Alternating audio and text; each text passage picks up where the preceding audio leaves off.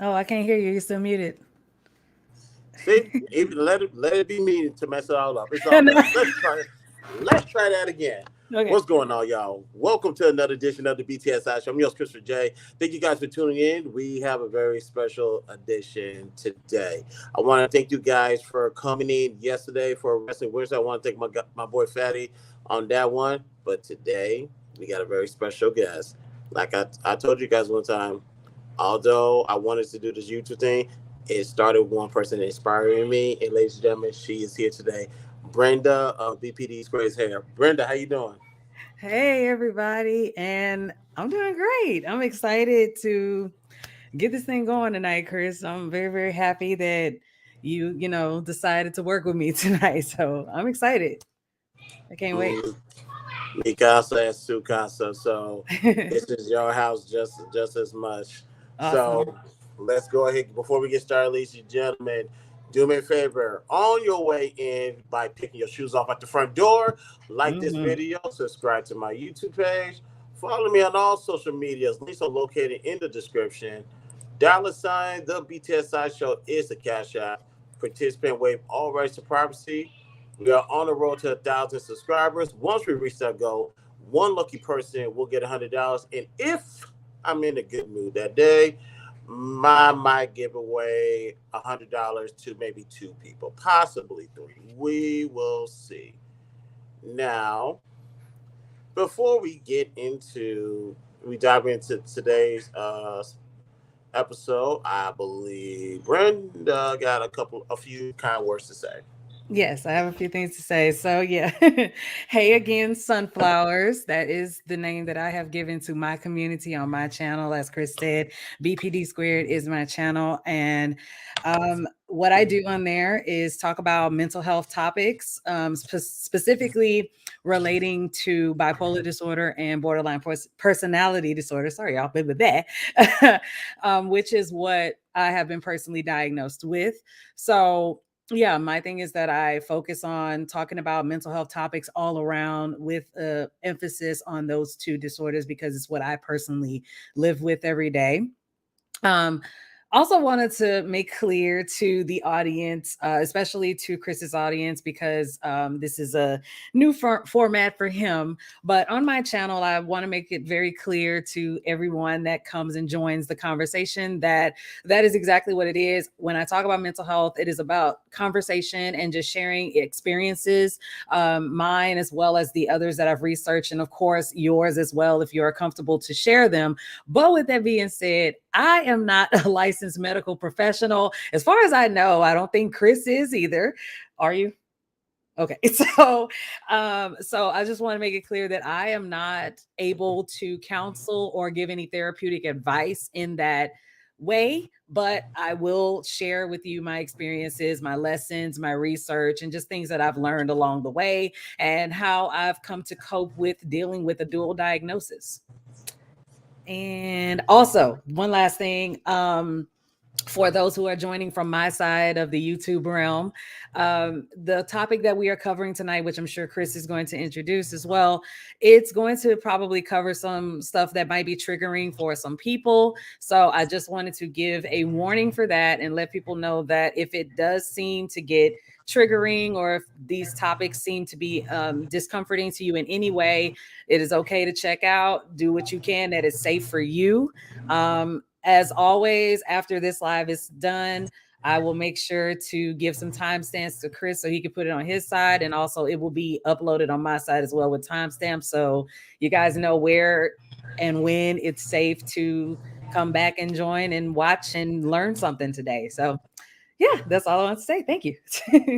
Yeah, and to my audience and those who watch this back on replay, we're not here to let me rephrase that. For this episode, we are not here to trigger you. We're Right. not. We want, but at the end of the day, we want to see you guys leave with something profound, something better, something to help you in your situation. That has always been my channel. Now, I'm going to take a step back. I'm gonna turn it down just a little bit because I don't want to overshadow what's going to be talked about today, because what we have in store is very important. Because as much as I talk about relationship, I actually do want to see us get better. So that's what we're going to talk about today. So please, those in the chat, moderators, just keep an eye on the chat. I expect everybody to act like adults. So let's keep that in mind. But Yes. so let you guys know, although this is Mikasa, she is El Capitan. Actually, is it La Capitan or whatever? She's in charge. Appreciate it. So whatever she says goes. I am here to learn, help, assist, whatever the case may be. Although this is my channel, she has the keys, she has the ruling.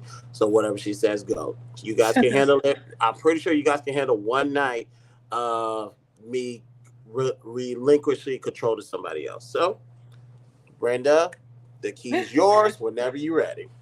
Bet. I feel like I have a lot of responsibility on my shoulders now.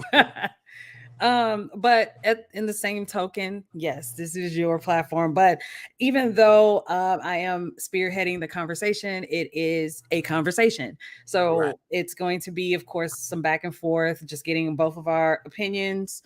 And at the end of the day, that's what I want us to hold, is the fact that these are opinions and that we're just giving our perspectives based on, what we're seeing and what we've researched, and just the knowledge that we've gathered over time, and based on our own personal relationships and understandings of relationships in themselves. So with that being said, the title of today's live, as you can probably see scrolling across the bottom here, is your relationship healthy? Oh, thank you. There's a slide.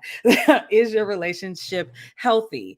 And I felt it was very important to bring up this topic tonight, or just in general, because with the state of relationships today, it just, there's a lot of conversations back and forth about, what is expected from the man, what is expected from the woman, or just what is expected in relationships in general. There's just a lot of talk about what you should get from someone, and then when it turns around to what you should reciprocate, it sounds like there's a lot of animosity, or just feelings of, just don't want to be a part of that part of the conversation. It's, tell me what they can give me. I'll work on that stuff later. But what can I get from you is what I feel like a lot of relationship conversations focus on as well. So we're going to just cover tonight, what constitutes a healthy relationship in general, and based on medical research as well as our personal experiences and research as well. So, like I mentioned, we're going to start by talking about the state of relationships today. What do you feel, Chris, is where we are standing now as a society when we talk about relationships, and where we're going as far as being together, whether it be man, woman, whether it be, our LGBTQIA community, whatever your choice of belonging is, where do you feel like we are standing now?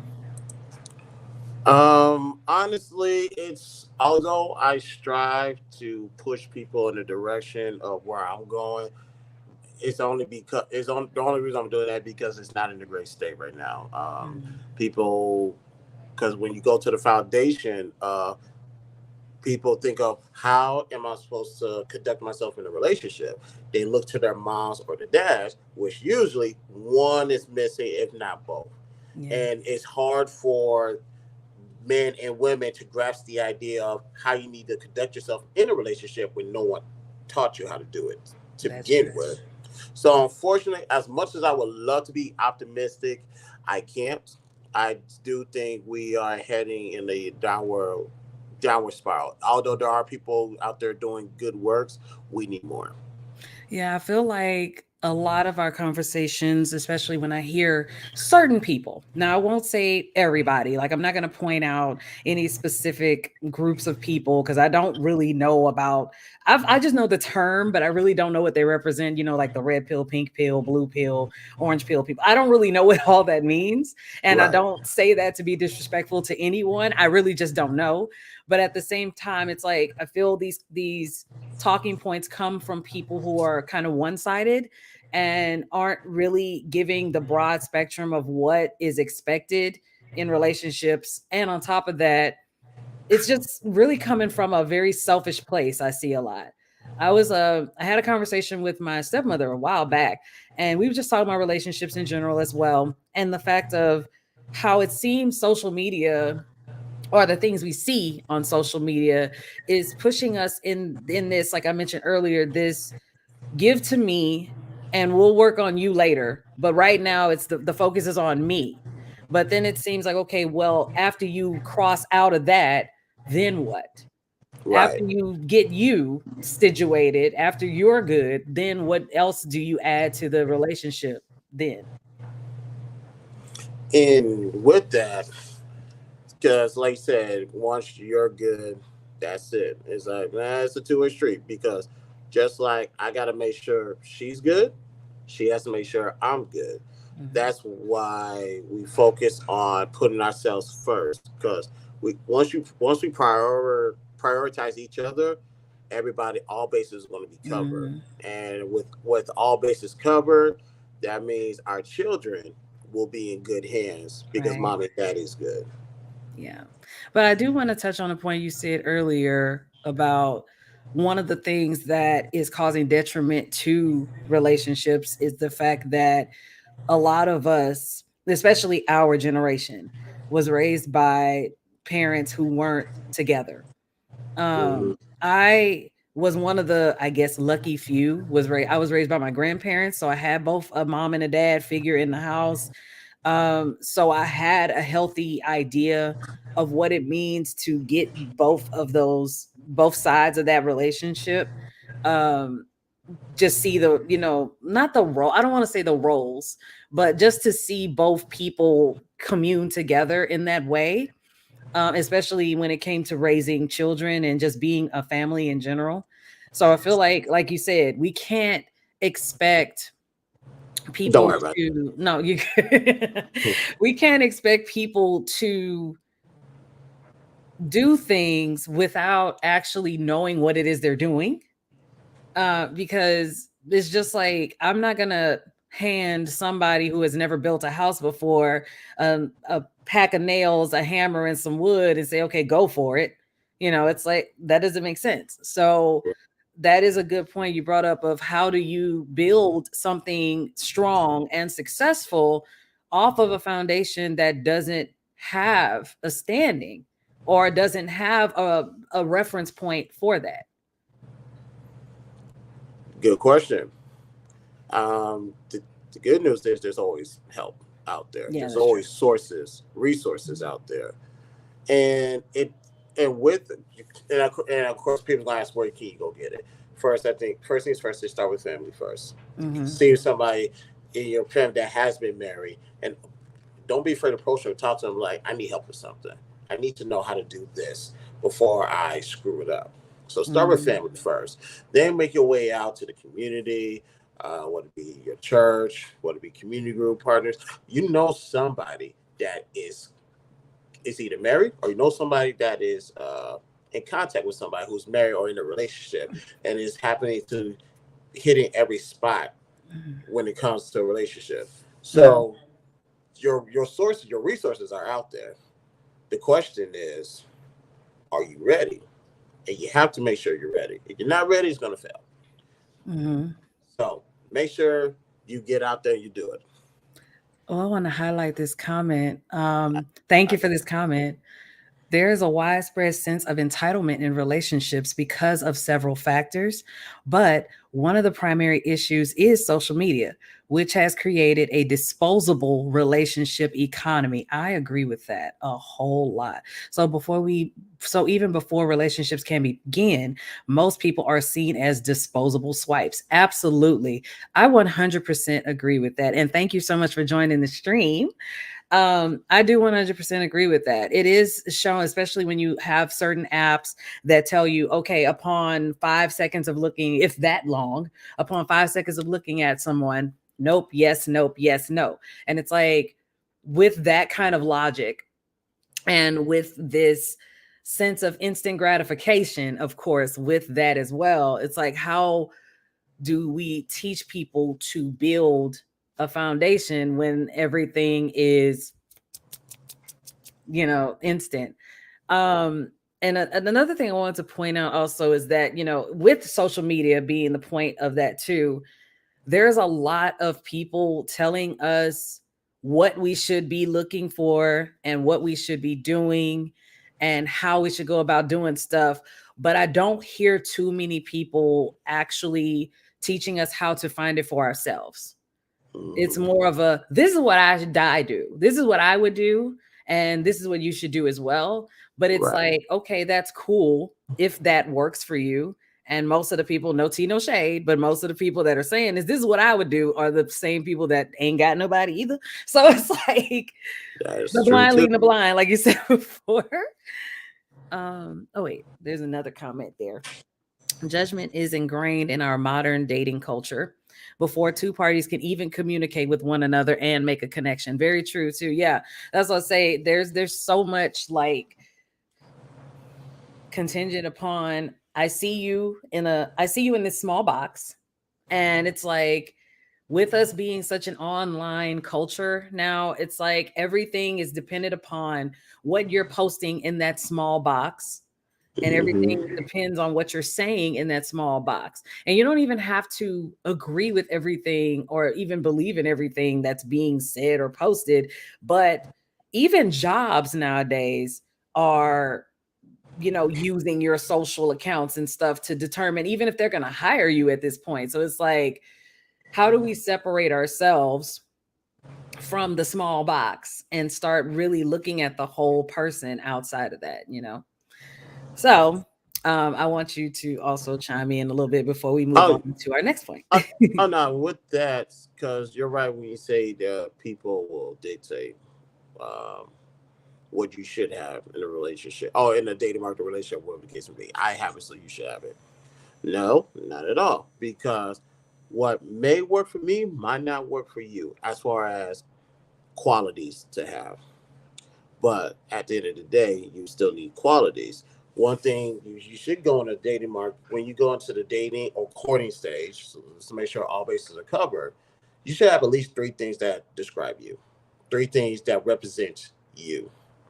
Now, here's one thing I told the brothers: do not say you are. Don't say stability, provision, protection. Don't say that because all men are supposed to have that. Every last one Right. of you. So put that to the side. Say that say that you can say that you're a leader, show signs of leadership, show signs that although you're a leader, you act of servitude, and show that you can love your friendships. There's other qualities that's going to describe you. I Yeah. can't tell you all the three qualities that describe me, but you can find three of your best things to lead with, so that way, well, I'm talking to the man. When she sees you, that's who you represent, and they can see if that's what's compatible for them. So find at least three. Find at least three things that describes you versus what Mhm. describes that person. What describes this person? I'm apply that to me, although it doesn't work. What works for you? Right. And that kind of brings up that point of when people love to say, "What do you bring to the table?" I personally can't stand that phrase. I can't I don't either. I don't think it's a necessary thing to ask personally. Well, that's I tell men this in the part two of the of my marriage series. Don't ask that damn question. Mm-hmm. Now, there is a backstory to that question. Those who saw my interview with the Angry Man, he told us how that question came about. I saw How it. I that was forgot it, but tell me, now remind me, that's please. that's cool. That's cool. How that question is technically for the men to ask one another to see like what am I bringing to this table so I can keep this woman at this table. So while men try to target that to women, it's really targeted to them. Like you need to Mm-hmm. look in the mirror and ask yourself, what do you bring to this relationship? Because once you figure that out, you now know what your plans are, what you have to offer, and you now know who you are. So that way, when she comes to the table, she knows who you are. She knows what you bring. So now she knows she may have to bring something already without you even asking that question. Mm-hmm. You know, it's interesting because I even asked my husband, I was like, what do I bring to the table? Because I really thought about it. I really sat there and thought about it. Because like I said, I did hear the conversation. It's left my brain, but I did watch that and I was like, huh, what do I even bring to the table? And I asked him, and what did he say? He said basically that I bring him that peace. I give him support, so it's a lot of, and it just seems interesting that when I hear from a male perspective, from a man's perspective, it's very intangible. And when you hear from a woman's perspective, it seems more of the tangible is on that side. Mhm. So I've heard someone say that, how did they word it? Men marry for love and women marry for security, kind of thing.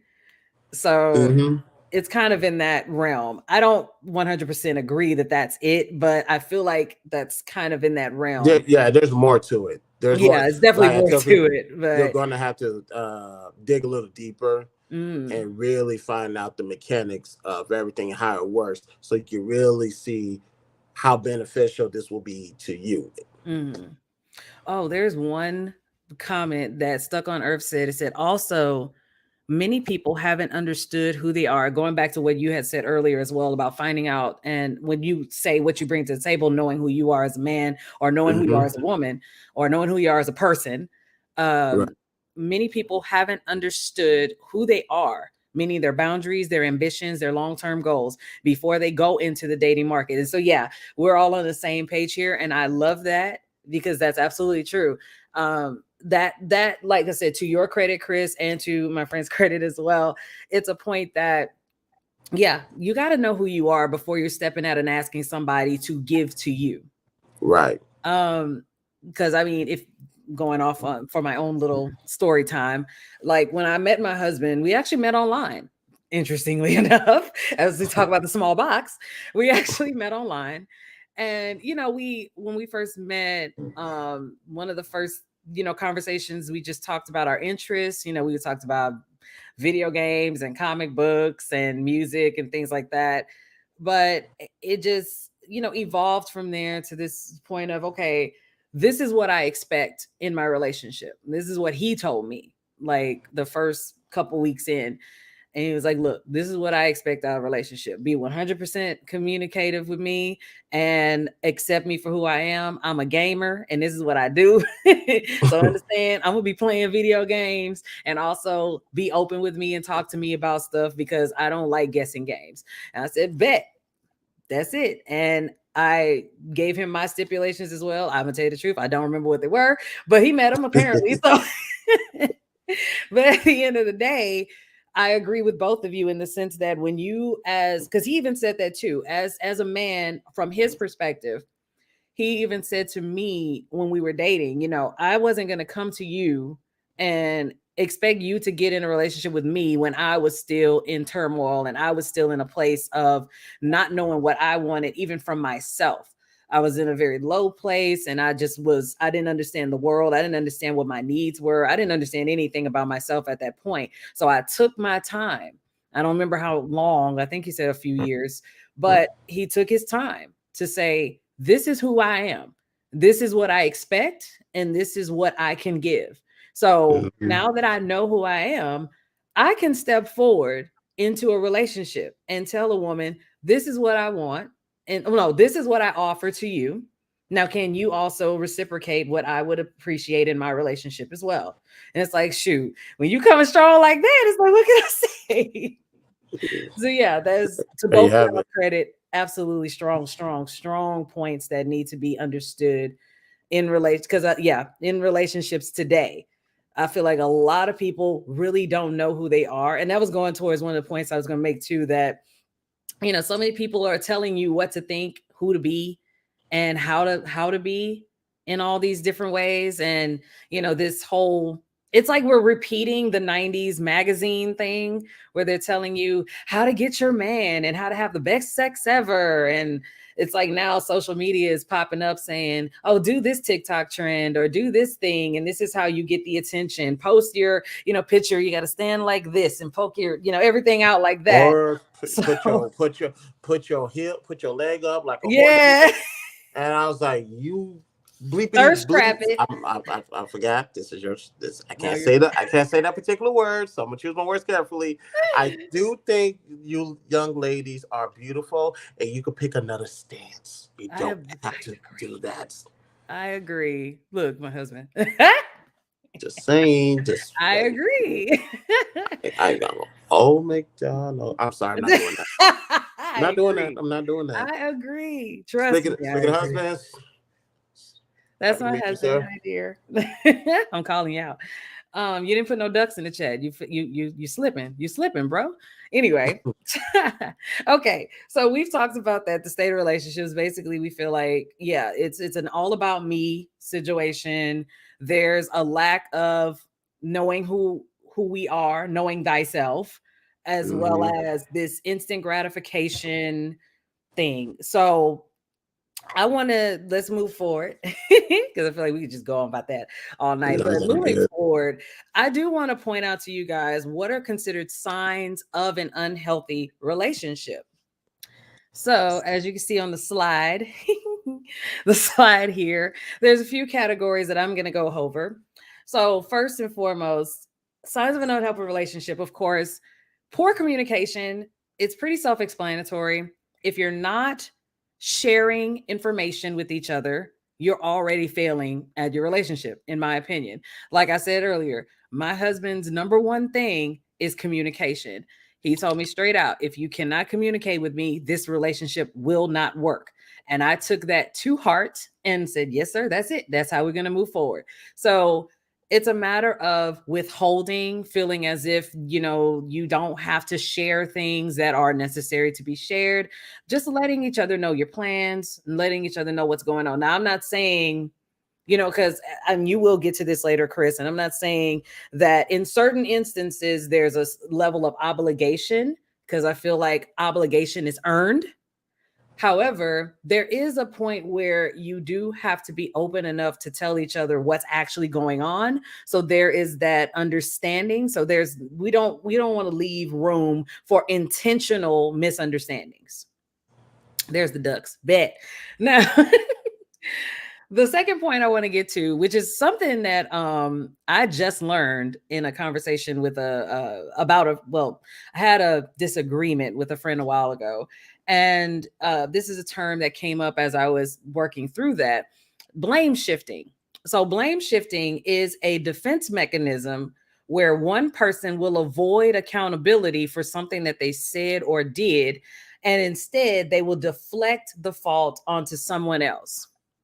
So blame shifting is pretty much when you hear people say, well, you knew I was going to react like that, so I don't even know why you would bring that up. Or, I mean, I say what I say, or I lied to you because I knew you would act that way. I knew you would respond that way. It's like it's kind of a form of gaslighting, but it's basically taking it, or it's also one of those points. And I know plenty of people have gone through this, and that's why I said trigger warning, to where you bring up a situation. So say like self-preservation. Yes. So say that you're having a conversation with someone and you bring up, so you were late to this place. Why did you come late? And then they say, oh, like you haven't been late before. That's a form of blame shifting, trying to turn the conversation around on the other person so that they don't feel like it's all on them and they're the ones being, what's the word I'm looking for, attacked alone. And then, of course, like I said, segueing into gaslighting, which I felt is very important to bring this point up. I feel like this is a term, The most overused the word most on YouTube and overused, Clubhouse. exactly, as well as I feel like it's so used, but I don't feel like everybody uses it in the correct context. They don't. So I definitely want to break that down for you guys to make sure that we are understanding the correct context in which it should be used in and what it actually means. So according to, hold on, I got to pull up and make sure I got the right website, and I will have a link for that as well when we get through with this. So it's an article on the website Medical News Today, and it talks about what gaslighting is. And gaslighting is a form of psychological abuse in which a person or group causes someone to question their own sanity, memories, or perception of reality. It is a method of gaining control over someone else. It works by breaking down a person's trust in themselves while increasing how much they trust or depend on the one that is abusing them. So, again, gaslighting is, like I said, one of those very, very overused terms, but I want to break down also what's considered an example. Bandits. What's bandits? I don't know what that means, but hello to you. Daryl, glad you could pull up, my brother. Don't you bring that nonsense over here. Hello, Daryl. I'll get in on a joke later. But as far as gaslighting goes, some examples of gaslighting are countering. So, like I said before, where they, or as it actually describes, where a person will ask you, "Are you sure about that? You know, you kind of don't always remember things right, or you know, you do have a bad memory, right? Or you might be forgetting what really happened." Certain phrases like that, where they're questioning your idea or your perception of things, even though you know full well that was what happened, that was what was real, that was what was true. They will still use these phrases to make you question your own belief, your own perceptions. Um, Denial is another form of gaslighting. Again, it's just flat out pretending as if whatever was said was just not said at all. It's a matter of, look, you said you were going to meet me at 6 o'clock. No, I didn't. Yes, you did. No, I didn't. I don't ever remember telling you that. I don't know what you mean by that, but okay. Those kind of things, and you know those things happen. I mean, it could go so far as you even have it as a text message on your phone. You could pull up the written evidence and they'll still be like, I don't remember sending that. So straight out denial. And also, there is a point of stereotyping with gaslighting as well, where they'll use the negative stereotypes, whether it be your gender, your race, your sexuality, your nationality, your age, anything like that. They might use that as a form against you. And one of the most common things, of course, you might see in gaslighting is towards women, especially with, the grape culture, we'll call it that. And how, there's always this matter of, well, it used to be really, really bad.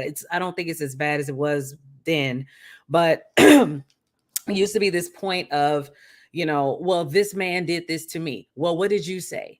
Well, how did you approach him? Well, was he angry? Or were you being angry? What were you wearing? How were you behaving? Those kind of things are also considered gaslighting to a person as well.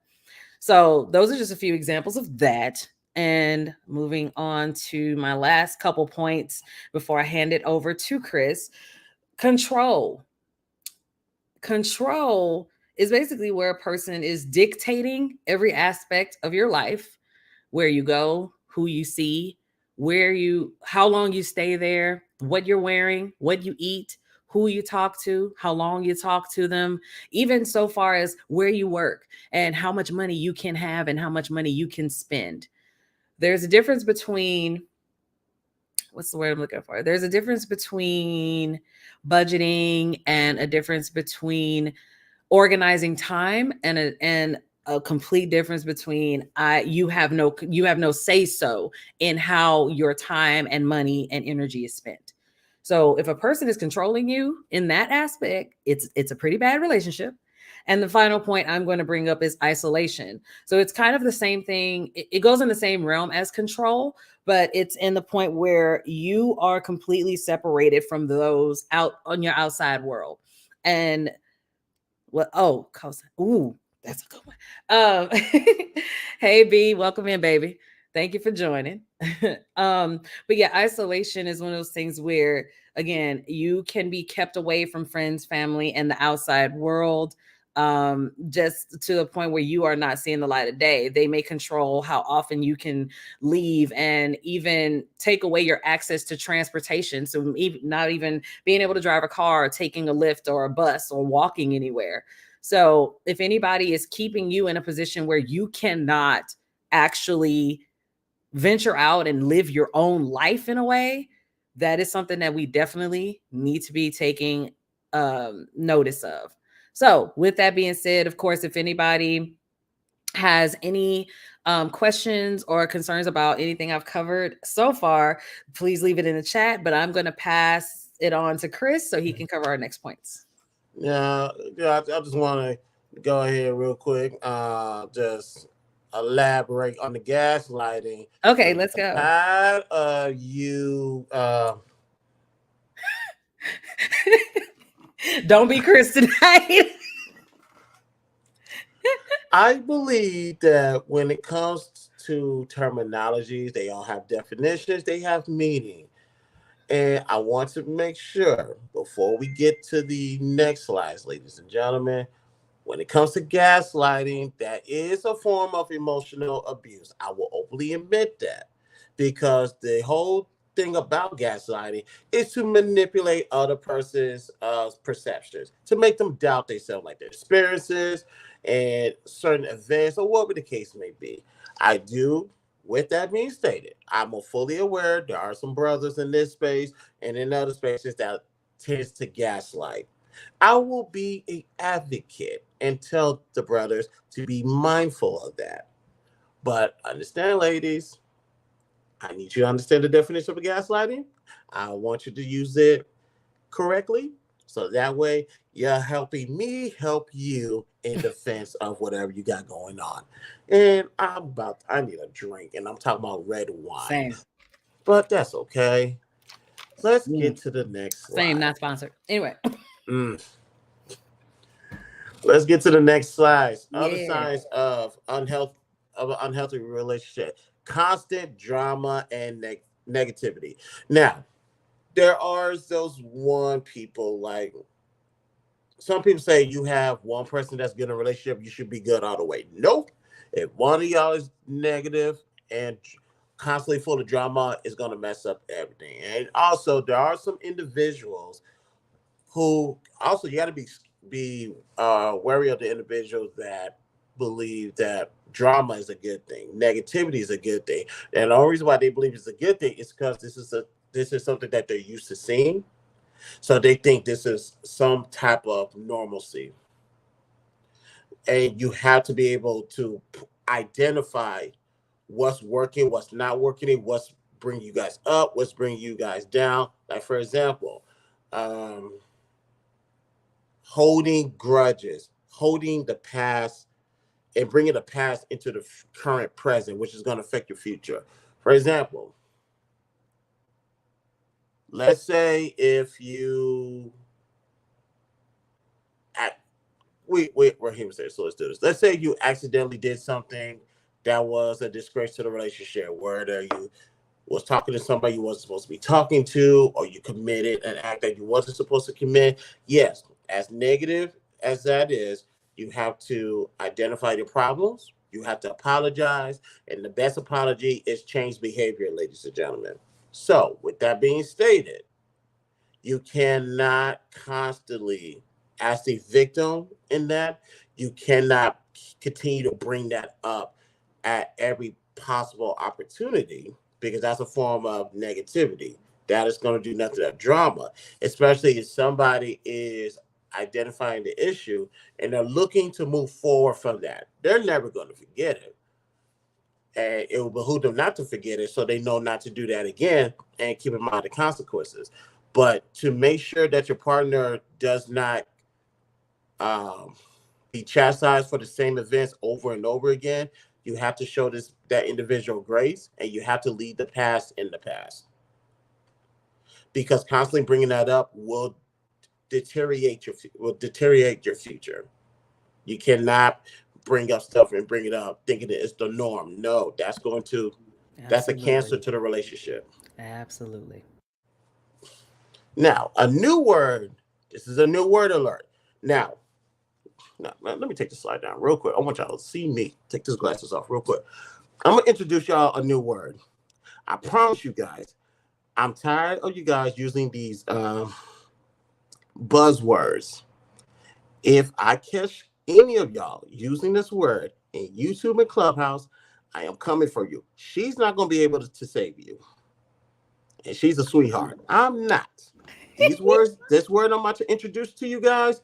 If I hear this buzzword around Clubhouse or YouTube, we're gonna have a problem. So, with that being stated, breadcrumbing. What is breadcrumbing, ladies and gentlemen? Let's get this. Now, breadcrumbing is a slang term for a manipulative behavior in which someone sends flirty or affectionate cues without the intention of committing to a relationship. The person called a breadcrumber communicates in a way that makes you think they're romantically interested in you. Breadcrumbing can involve things as intimate and often vague messages, social media interactions, occasional message, brief phone calls. Now, let me lower my tone of voice real quick because I don't want my significant other to hear this. I, Mm. I, I might have been guilty of breadcrumbing only because I don't know any better. I don't know the proper etiquettes of dating, that type of stuff. I was an introvert, so I didn't know. However, um, when it comes to that, and the reason why that's important in a relationship, because you cannot do that. You have to be aware of your surroundings. You have to be aware of your body language. You have to be aware of your languages, and you have to see 5 or 10 steps ahead. Because as a, although you might be thinking you're just trying to communicate, talk, or whatever, you're actually planting seeds in someone's head to think there's something there when there's absolutely nothing. There's nothing to be planted there. But because you was tiptoeing in someone else's garden, you so happened to drop a seed or two. And guess what? Guess what happened? It tends to rain, the sun will come out, and something will grow. So you have to be careful. So when you interacting with people outside of your relationship, which is the norm, you have to make sure you're aware of what you do. Like, for example, when I'm on Clubhouse, in my bio, I says, yes, I am married with a child. I do that just as to not be a breadcrumber. I do not want anyone getting the ideas and the attention that I'm flirting with them. And granted, I also have to be held responsible because I gotta make sure I'm using the right language, the right tone of voice, and I have to make sure it is known that I'm not interested in them like that. That's why I always manage to squeeze in the conversation that I have a wife. I squeeze in the conversation that we have a child, and I also squeeze in the conversation that we are married for 6.5 years, 7 in December. So you got, so Same, you, and congratulations. thank you. So you have to, I have to make sure that I'm fully aware of my being, and make sure I don't breadcrumb. Because, like I said, I am guilty of breadcrumbing because I didn't know any better. Now that I do, I'm well aware of how I conduct myself around the opposite sex. So, with that being stated, the next one is abuse. Now,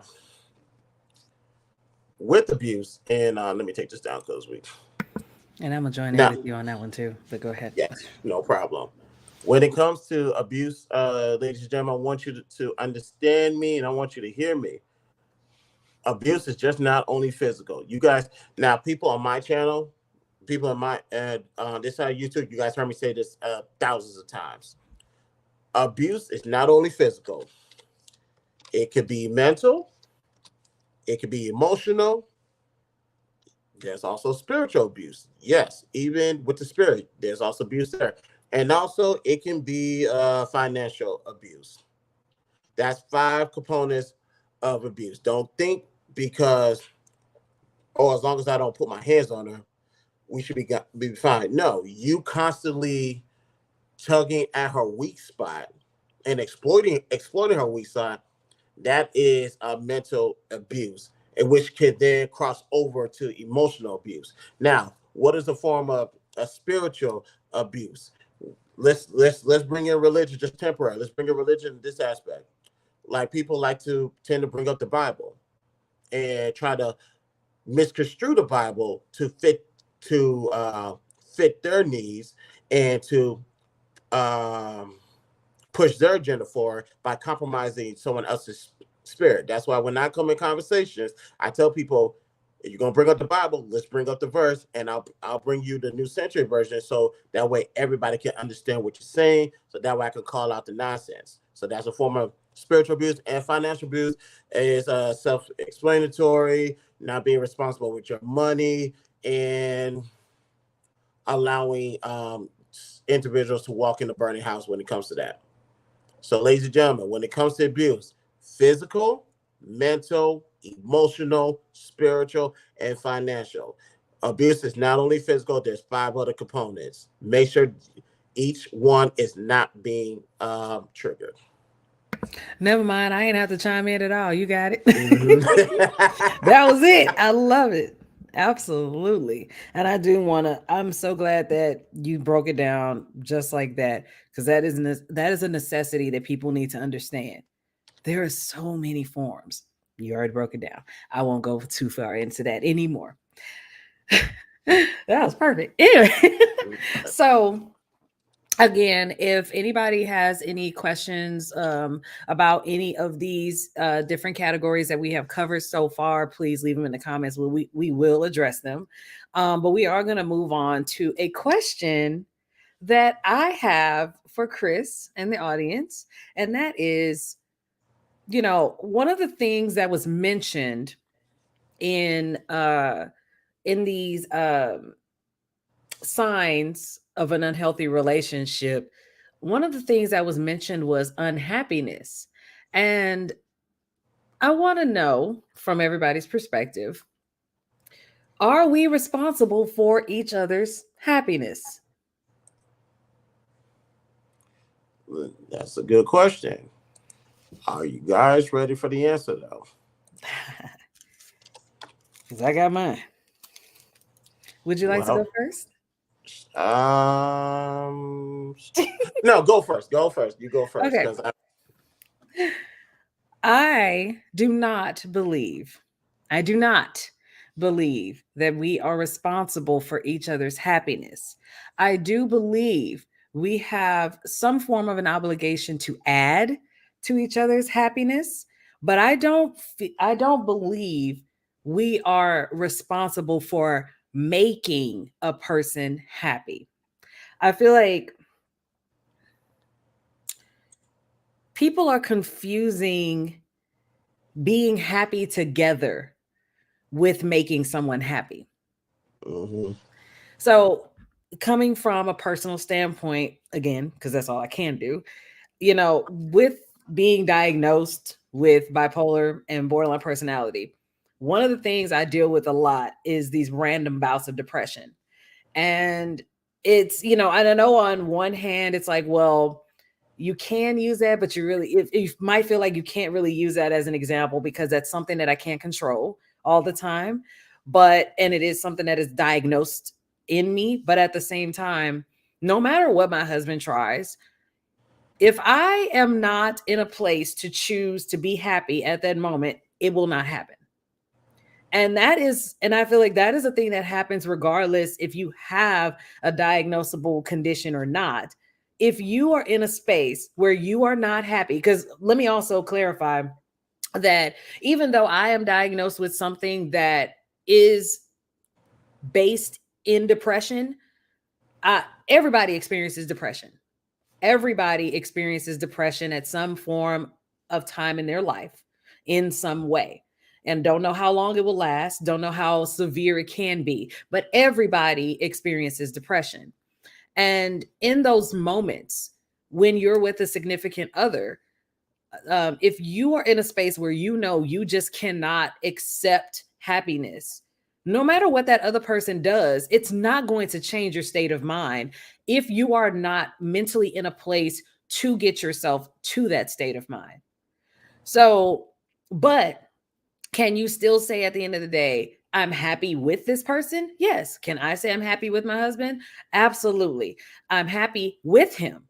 Does he make me happy? That is a very conditional thing.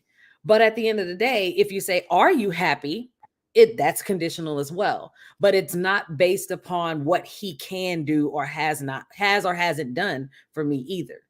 So Mhm. I'm a person that does not believe like your significant other is responsible for making you happy, but I do believe that you are obligated to add happiness to each other, if that makes sense. No, that makes perfect sense because honestly, we agree. You need to be happy before you get into that relationship. You need Mhm. to be at peace before you get into that relationship. Or at least You need to understand what your happiness and peace is. right have joy. Find your joy by yourself because you're taking that with you everywhere you go, including into your relationship. So when two people are happy and they come together, guess what? You just like you said, you add on to that person's happiness.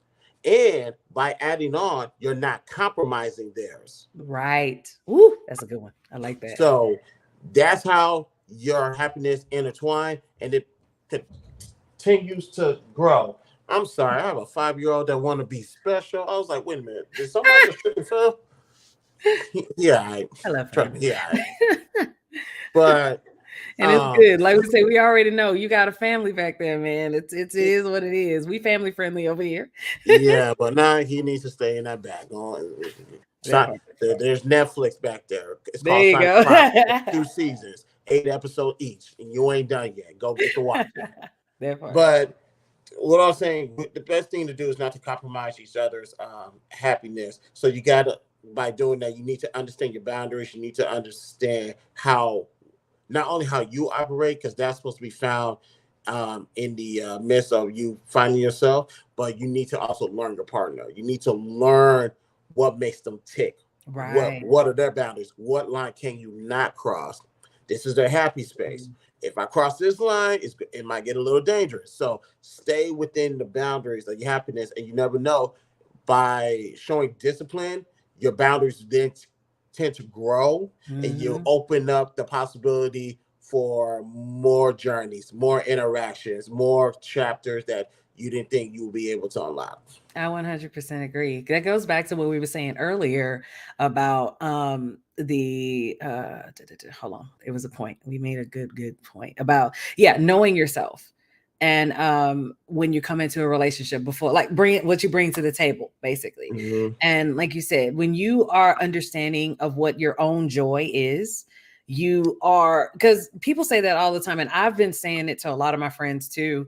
Some people who have been going through some issues relationship wise, they're like, man, I don't know what to do. I don't know what to do. And both my husband and I tell them all the time, be by yourself, find you first. And it's interesting coming from me because I have a video on my channel, shameless plug, hello, but I have a video on my channel that I talk about losing my favorite person. And one of the things that she told me before we ended our relationship was um, to find myself. And at first, I was like, that is the most hurtful and dismissive thing I've ever heard in my life. Now I'm repeating that same thing to other people because now Mm-hmm. I realize, yeah, you have to know who you are before you can add yourself to someone else. Because, like you said, it does a disservice to that other person to expect them to make you the priority in that way. Mm-hmm. I'm trying to word it right. You're a priority, sure, but not so much in the sense that now you're like their personal project. You shouldn't be a personal project. Right. And I've heard people say a lot, in relationships, this is my life partner. This is my life partner. And even my husband, like I call him my husband, he calls me wife, but we still say we're partners. We're life partners. And I really, really thought about that. And I'm like, I had a friend I worked with, and he just got, at the time, I think he was just getting engaged to his partner, his husband at the time. And well, husband now. And I was like, I really want to understand, why do you say your partner instead of your boyfriend or the guy you're dating, whatever? And he was like, because he's more than just a friend. He's more than just a guy that's a friend. We're like building this connection together, Mm-hmm. and at the end of the day, it's a partnership. And I was like, you know what, that's a really good point. So when my husband brought it up to me, he started telling everybody, yeah, this is my partner, this is my life partner. It's like, it puts it in that perspective. There's more to this than just we're here together. There's a, like I said, sorry, there's no better way to put it. There's a partnership. There's an agreement here that says that both of us are coming together to make something work, versus I am coming to you and trying to figure out how to make you work. Right. If you don't know who you are, how do you expect me to know who you are? Exactly. And then we get mad at the other person because it's like, well, you should know this. How? You don't even know this. Right. It's like going to, I'm terrible in math. And I've never taught a math class in my life. And I'm standing in front of a math class saying, all right, we're going to do algebra 2. That don't Sorry make for no sense. But if both me and my husband, if he knows geometry and I know a little calc, then we probably come together and make something work. That's, you know what I'm right. saying?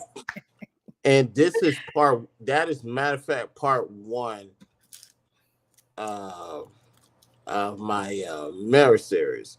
Hmm. Step one, excuse me. Step one, know your strengths. Step Hmm. two, know your weakness. Weaknesses. Step three, know yourself. What are those three things? Like I mentioned, those three things that describe you. That's all in part in step one. Those are the first three steps of my first part of my marriage series. You need to have all of that taken care of before you even get into the dating market or you get into the courting stage. Like some people, I agree. like when we say people are not psychics, see, people, Right. the only reason why people say that is because they look at other couples and you can finish, they see other people finish their sentences, they know what they're thinking, they know the moves. They're thinking, oh, you're supposed to be psychic. Hmm. That's because no, they're not psychic. They That took just so time. happen, right? They That took study time. each other. They like when I come home and my son is not draining my wife of her energy. When I come home and I go to the restroom, my clothes are right there, my night clothes are right there, Mhm. everything's right there because usually that's the spot that I will go. So we're about that took years to learn. Mhm. That did not happen Overnight, yeah. overnight. Now you might learn some little stuff. That's perfectly fine. Right. But the big stuff, the things that Mhm. matter, that takes That years takes of so much dedication. time. And it takes a lot of fighting to get to that too. Hmm. Woo. So especially when it comes to happiness and talking about happiness, my one of the biggest things too, I feel like a lot of people are being misconstrued on as well. You see, and I'm going back to the social box, Hmm. how we see these posts of people with their, extravagant dates, and they throwing roses off of the pier of an Italy tower mansion, something like that, Super and corny. Go ahead. super corny stuff. But it's also one of those things that basically, we are still living in this Disney fantasy of Hmm. what my relationship is supposed to give me and how I'm supposed to reciprocate and all this stuff. I'm the damsel in distress. But I'm also an independent woman who Right. is waiting on my knight in shining armor. But I don't want him to do anything versus just Mhm. exist in my world. But that's another subject for another day. But hold on, I went off on my on tangent. That is okay. This is a free space to do that. I got my own self off topic. Never mind. Anyway, um, Yeah, that's I got myself off topic because now I forgot my point. But uh I'll get back to it later. I Now that's not. do.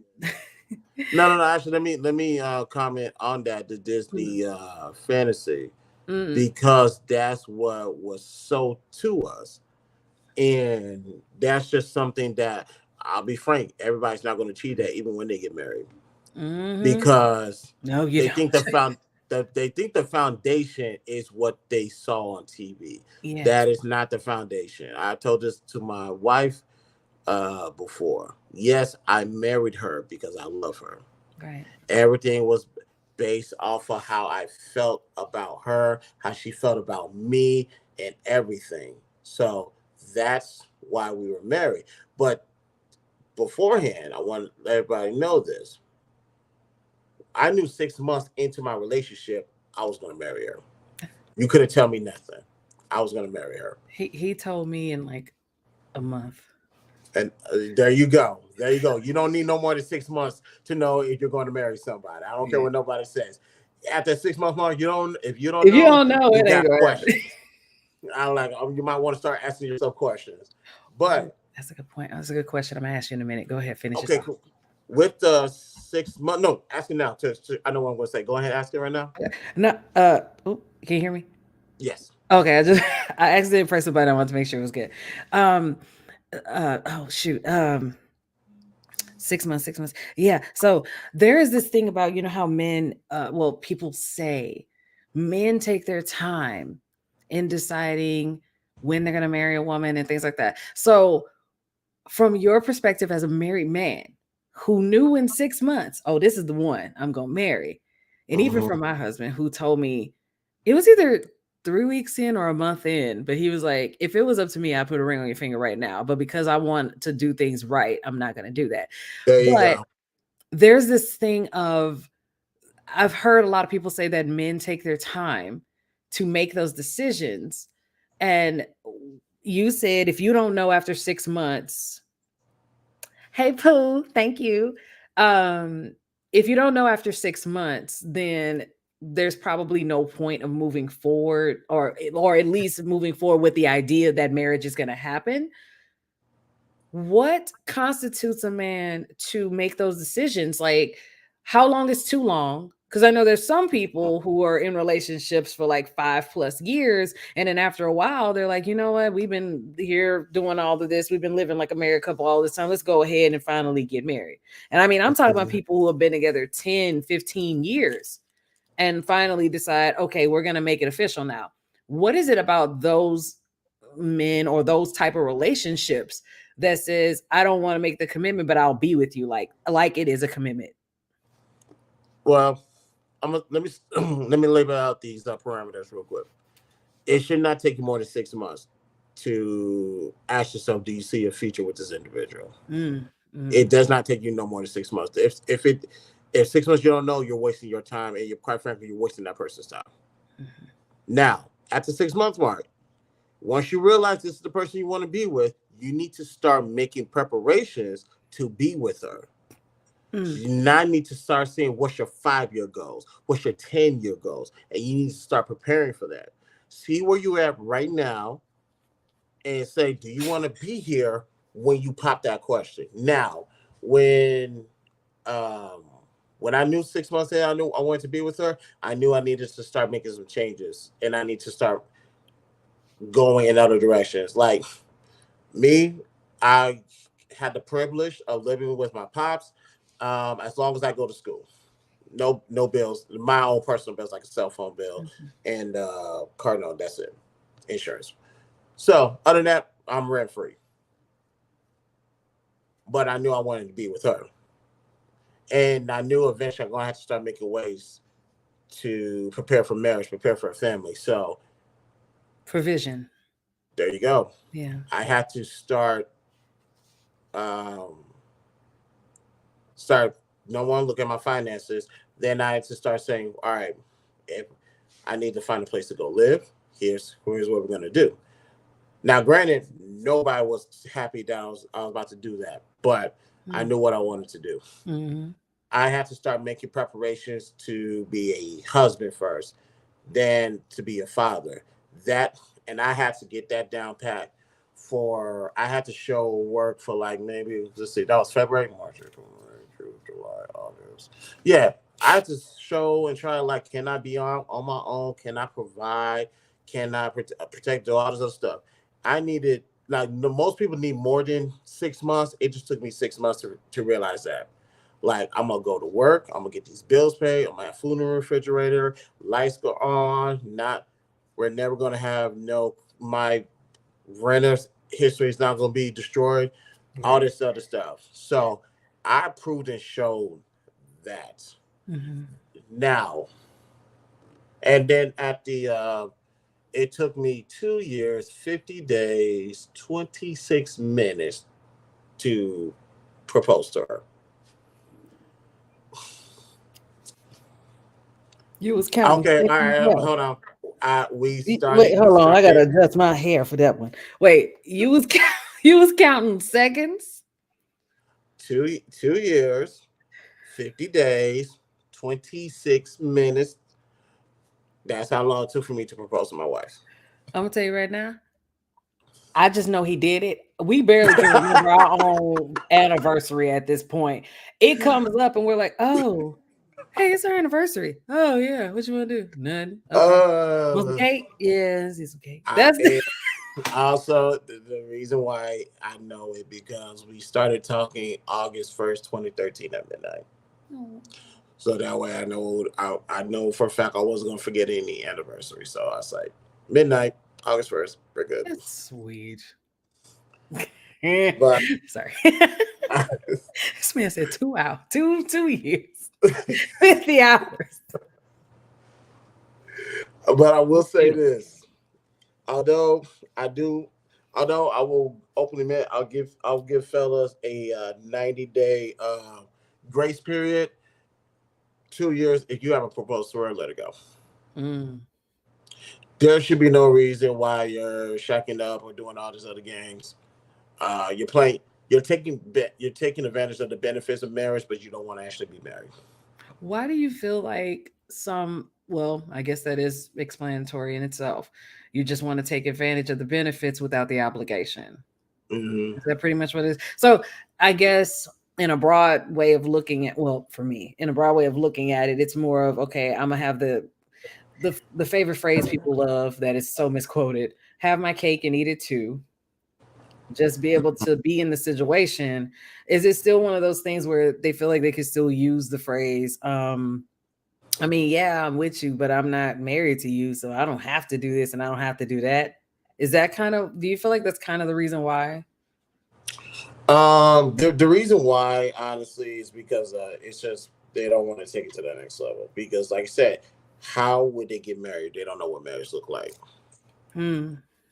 They're But I going. mean, if They're you're only. already doing what marriage looks like, if you're already providing, if you're already, giving shelter, paying bills, making Mhm. decisions together, especially if you have children together, you're living in an environment that suggests you're already there. The only difference is the title. So, is it a No, fear of a no, title? that's not the only difference. Now, Hmm. keep in mind, I know some people say they don't want to get married because the state, blah blah blah, which is a bunch of Well, bullshit. yeah. I mean, In honestly, my if we knew what we knew now, we probably wouldn't have got married either. But we still would be husband and wife, if that makes sense. no, that's fine. That's very fine. So, I always tell people say they don't want to get married to the state. I said, then why don't you just go find a preacher and just Yeah. y'all do it in the backyard, do it in the living room. Go, I Mhm. don't know, go to Papa Do's, go to Papacitos, and do it there. That way, y'all have Arby's. reception. The bag of Arby's. Hey, nothing wrong with that. Nothing wrong with that. They got the So meats and weddings. there you bingo. But here's the thing. Here's the biggest difference Mm. because they know at any time they can leave. Mm. They can leave at any time. There's no because they don't have the obligations to stay. Yeah. You take, like I said, you're taking advantage of the benefits of marriage, but you Without the still stipulation. Yeah. right, but you're still holding on to the possibility of this might not work, so I need to be prepared to leave at any time. But I'm just thinking, like you said, after 2 years, you kind of know. And it's like for people that are in the relationship 10, 15 years, and you still are like, I don't know, I don't know, I don't know. Like, what were you doing for 10 years? Exactly. You waiting for the right moment still? That's okay. Thank you for giving me that clarity. I hope that gave the others in the chat clarity as well. Cause I'm like, that is a very interesting concept, but that is one point that I didn't even consider. It's the option to freely dip out. That's a very sad, but very true point. So, speaking of dipping out, segue. Uh let's talk about, when you get to that point and you feel like, okay, it's been this long, or you are meeting all the signs of unhealthy relationships, you feel like it's taking long to get to where you feel inevitably you're supposed to be, the next step, as we call it in the relationship. So, how do you know when it is time to leave?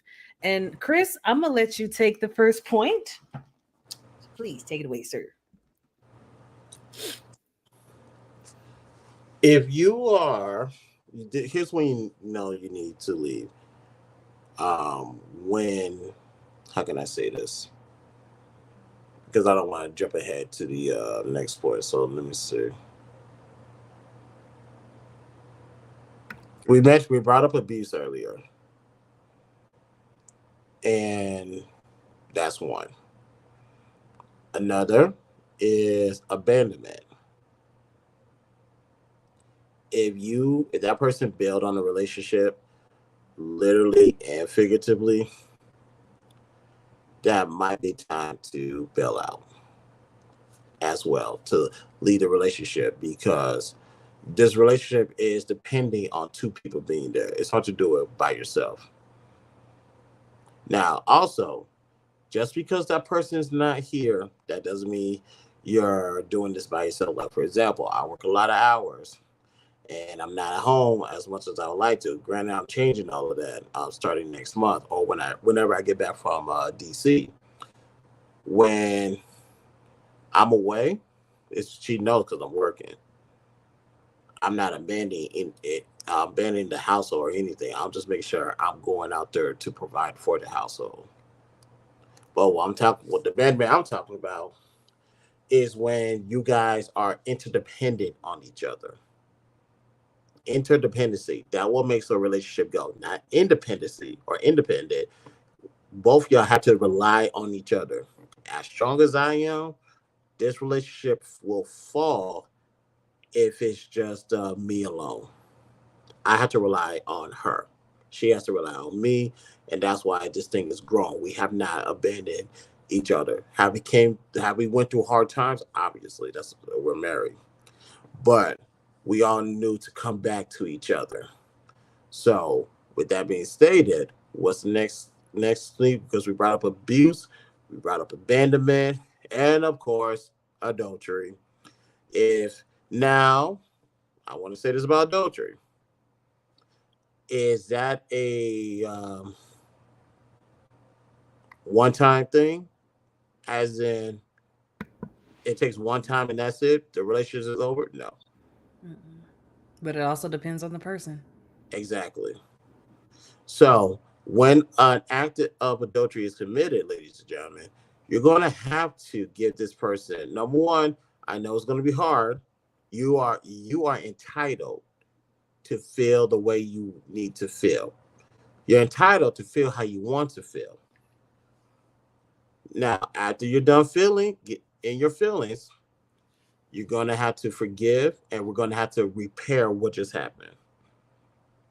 You're going to have to give this individual an opportunity. This is man and woman. It doesn't matter. Man and woman cheat. I don't want. I know in my sector they want to see who cheats more. I don't care. Both. That's two sides cheating. So the question is, how do we get past this? How do we repair what happened? You need to walk backwards, trace your steps, Where did we go? Where did we go wrong? It's although someone committed the act, it's going to take two people to fix the problem and move forward together. Where did we go wrong here? All right, this is where we screwed up. How did we get here? How could we fix this? And what can we do in the future to make sure this doesn't happen again? Because the best apology is change behavior. Also, not only you need to verbalize it, you need to show in actions of your apology. It's change behavior, and never go back to that stage of your life again.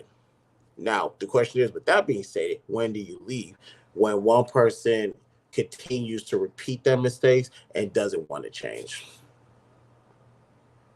I have told plenty of young ladies, you need to leave that situation alone. Now, we'll get into the, I'll transition to the next slide. Like, you need to leave that situation alone because he does not want to get better. And I told a couple of brothers as well, leave that girl alone. Go for it. I'll tell them, I know a chick right now who's willing to be with you, but you got to leave that situation alone. And you need to take time to heal, of course, and make sure you're ready.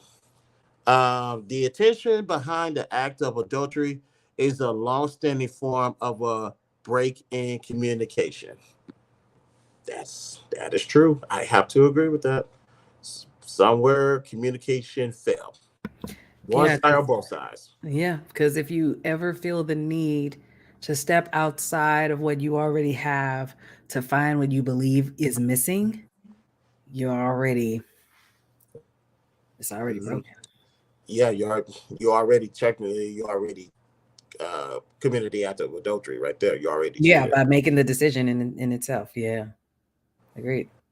Yeah, some people think you have to go through the action. No, no, you don't. You just being in that situation is bad enough. You ponder. Granted, sometimes we're not in full control of your thoughts, but sometimes you constantly pondering on that situation is putting you in a bad situation, and you committed that act of adultery. If communications cannot be established, it's time to leave. Facts. Don't waste any more time when you already have. Like I told you earlier, that was his stipulations. And it still stands true 4 years later of marriage, 8 years in total of being together. No, wait, 7 years. Wait, I don't even know. Don't worry, man. We've been together for 10 years. I promise. I remember. It's okay. We at the point now. It's like we've been together long enough. It is what it is. But Yeah, yeah, 7 years altogether, 4 years of marriage, and that never changed. that's That's great. That's man, ladies and gentlemen, that is great. That is great. And I always cheer. I always, and that's another thing. Before we get to the next slide, yeah. I always cheer when people get married. They say I only been married for a year. Congratulations. That's better than Congratulations. what most people are doing right now. Right. Let's let's push for 2 years. Let's push for 5 years. Let's push for 10 Yeah. years. Keep Because going. at that point, you have made a decision and a commitment that Hmm. this is someone that I, for lack of a better term, this is someone I want to struggle with. And this is someone that I want to build with. This There is you go. someone that I want to see. Like the vows say, better or worse, sickness and health, rich or poor, the other words. And, but that, and I feel like people don't really understand what that really means in that. It means in all those situations, you're still choosing to do it together. Hmm. So, if you don't mind me briefly saying this as well, my Oh, go ahead. husband and I, like I said, we've been together. We were together, babe, correct me because I don't know. We were together 2 years. No. Because we've been together since 2015. I was diagnosed in 2019. So it was, oh yeah, so it has been 8 years. Huh. Okay. So, hey girl. So yeah, when 20, like I said, we've been together since 2015, and then 2019 is when I got diagnosed. So both of us had found out at the same time that I had something that I would not be surprised most people would be like, you know what, this is a lot. I love you, but I can't deal with this because it is a lot. Mhm. It was a lot that we went through. He got stories for days, I'm sure, but we went through a lot to get even here. And when they say rich or poor, sickness and health, for better, for worse, in those situations, those vows came through super strong because I don't know too many people, and I'm not going to cry, but I don't know too many people who can watch someone that they truly love go through the things we went through, because he watched me go through an entire breakdown, be admitted to a hospital, have to be in a psychiatric ward, not once, but twice. So he's Mhm. experienced me go through those things. And we're still at the point where we wake up every day. I love you, babe. I'm happy you're here. Hugs, kiss, all those things. I call him a scrub. He calls me this, that, and the third, and it's always love. It's always love there. But like I said before, it's one of those things that people really have to understand what those vows mean. And the fact that a person makes the decision, okay, when we get married, that means no matter, well, no, not really no matter what, but in the most concerning situations, in these situations where you really could make a decision to be like, this is not it, you're willing to find a way to work through that. You're willing to do that.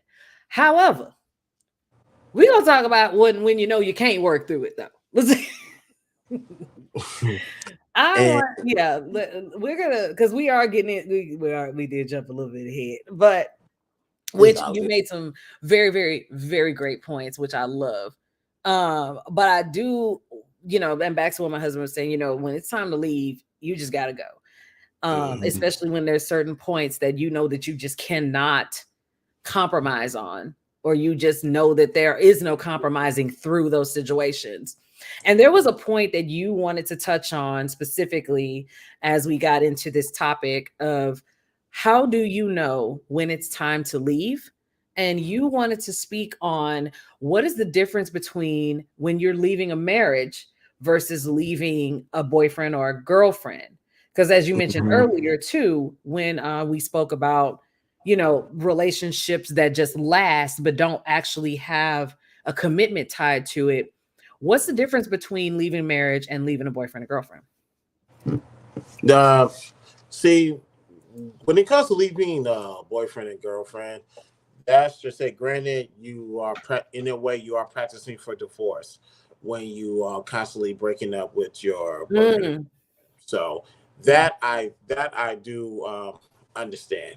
He said you practicing Now, for divorce. I like that.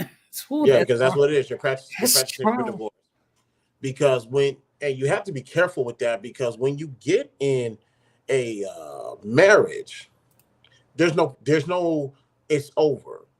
There's no we should see other people. There's no I'm not happy or I don't fulfill blah blah blah. We just need to leave. No, what they call Mm, it irreconcilable differences. No, we ain't got time for that. When you're in a marriage, if there's a problem, there's always a solution yeah, that both of you there guys should be. can come together and fix together. Yeah.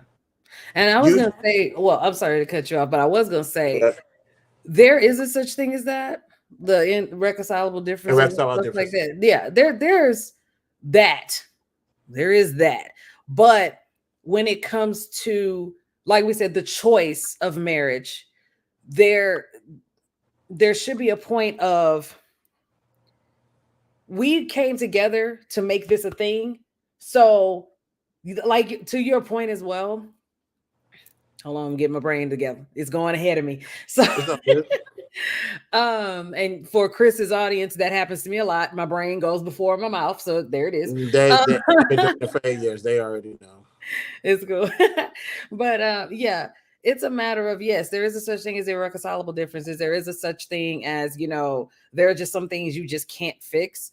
And that's understandable. But at the same time, to your point, when it comes to marriage, like I just said earlier, when you are in a marriage, you make a decision that you're committed to finding the solution together. I feel like that is more in that realm. Yes, there is a solution. And your obligation in the marriage is to find the solution together. However, Right. if you're not finding a solution, or you're not willing to find a solution, and we will get to that point too. That's a different Mhm. topic. But I will let you continue, sir. I just wanted to interject that real quick.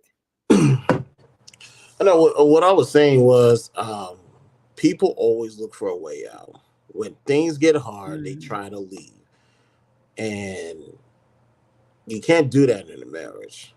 mm, Like I said, abuse, abandonment, mm. adultery are the only three things that we can all agree that is grounds for divorce. Okay. Now, granted, if such acts happen, you're going to, even those are problems that require a solution. Now, I will Right. openly admit, when it comes to abuse, particularly physical abuse, I have a short lease on that. Right. I will openly admit, I have a short lease on physical abuse. Right. You may get one time, you may get one time to fix that, on a good day, and God's grace too. But I have a short lease when it comes to physical abuse. But everything else, if there's a problem, you need to find a solution before you execute said divorce.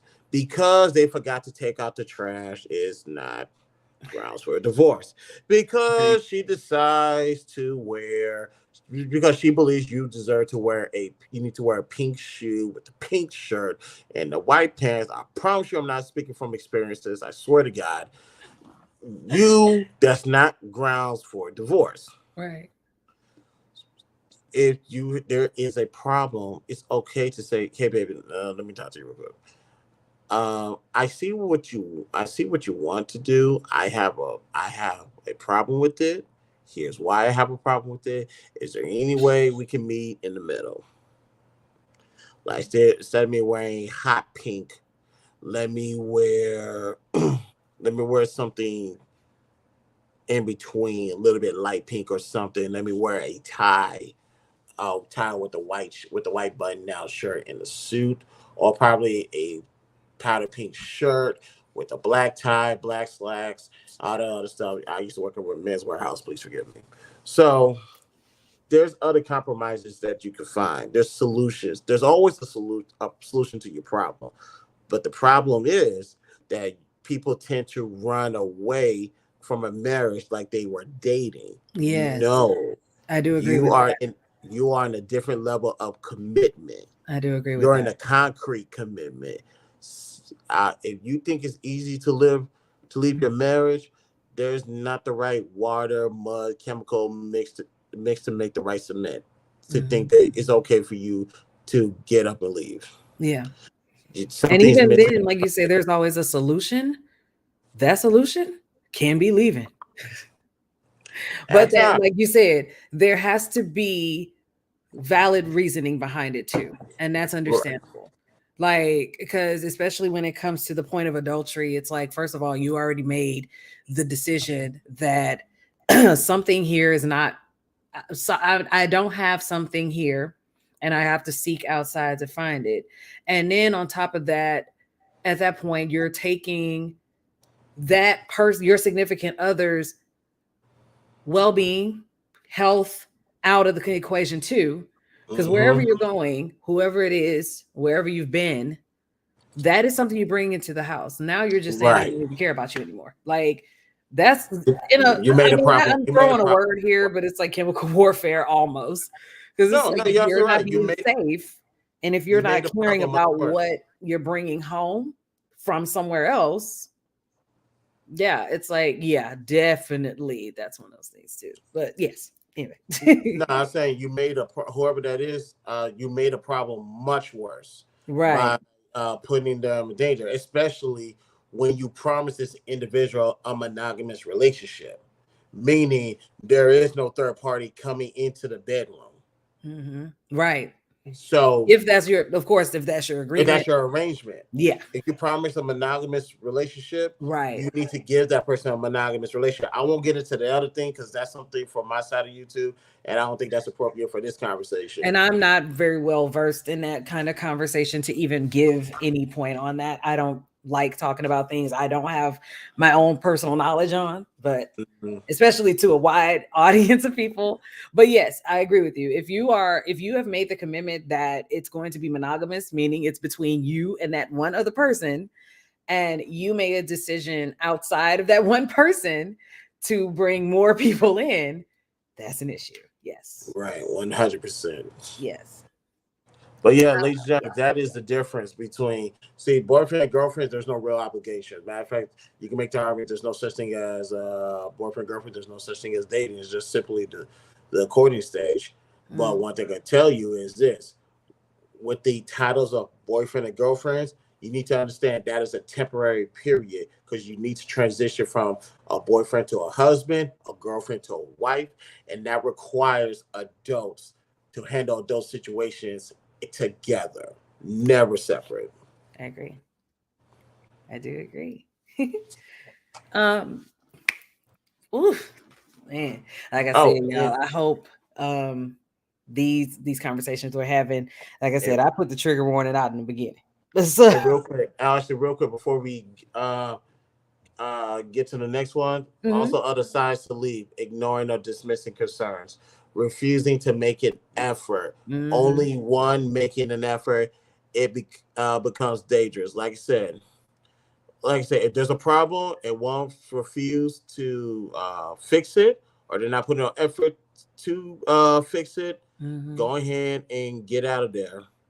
If you see a problem and you elect to ignore it, think it's going to go away, that's, especially if that's on the husband part, that's a sign of a bad leadership. You right. need to go. And like I said, I have a very short leash when it comes to abuse, specifically physical abuse.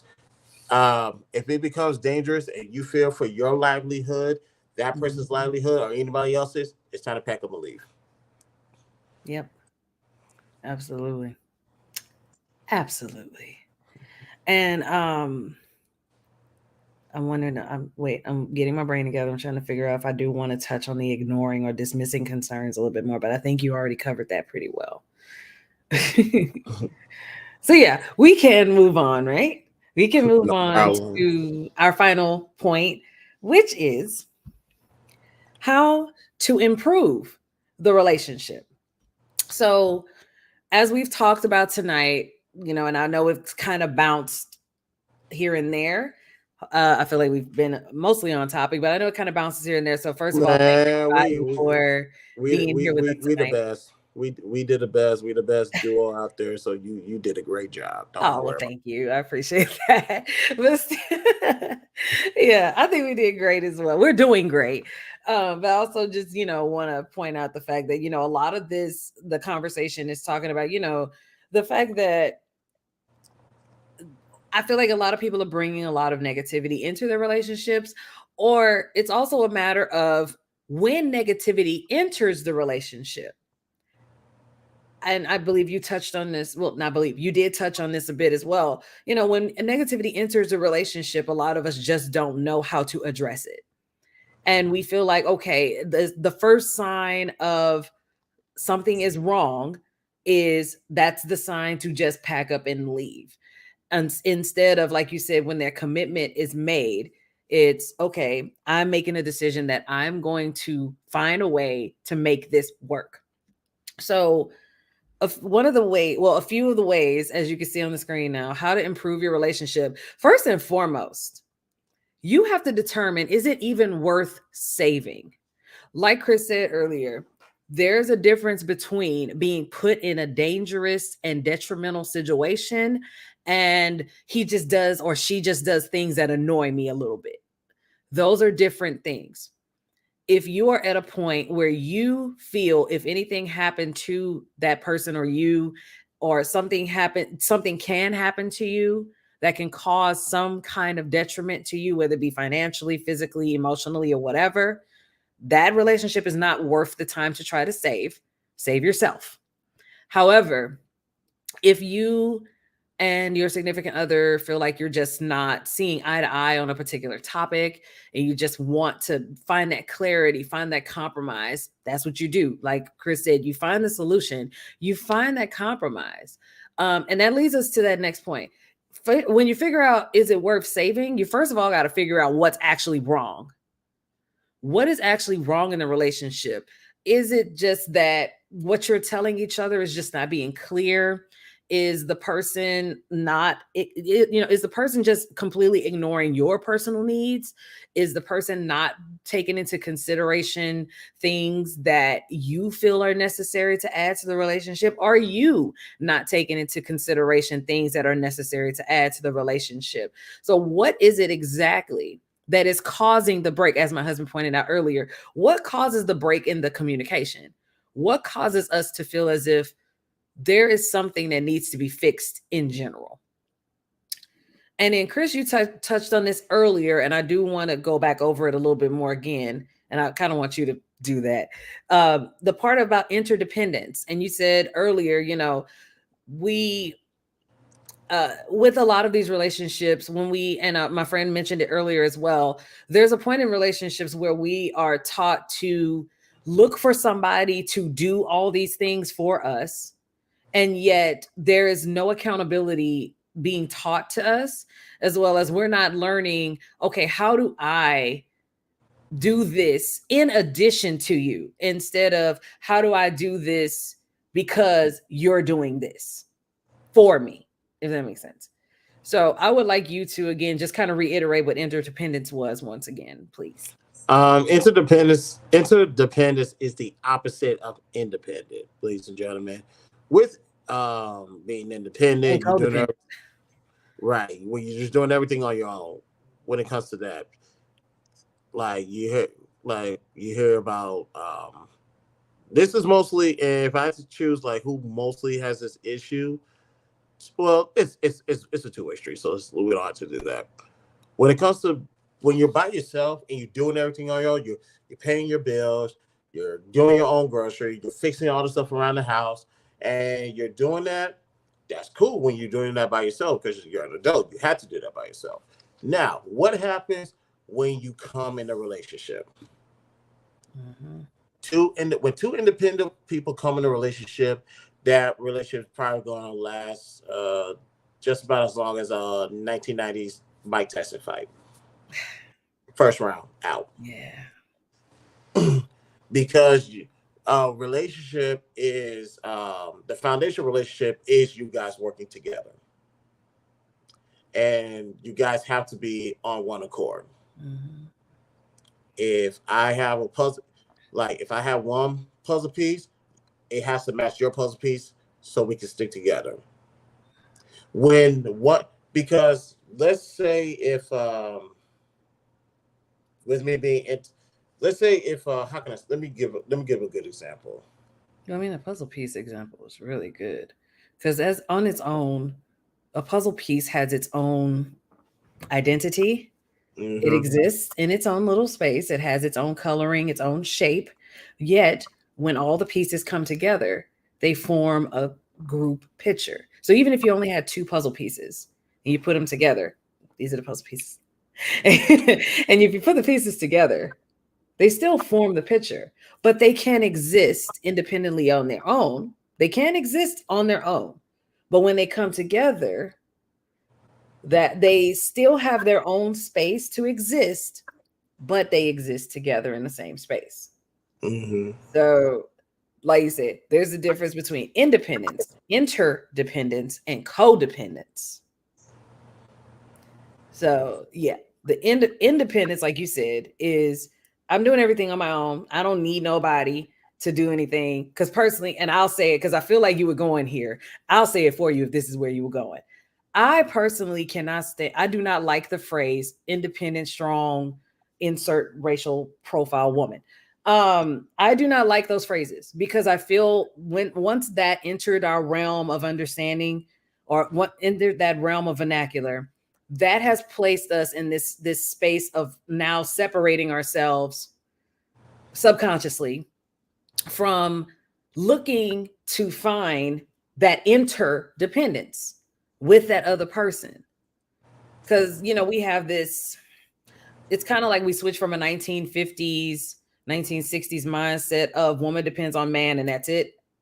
Then we switch to I don't need no man at all, to Hmm. now we're trying to reincorporate the traditional woman role, which I've been hearing a lot of that lately. So it's like, okay, what's the middle ground here? And that's where interdependence comes in.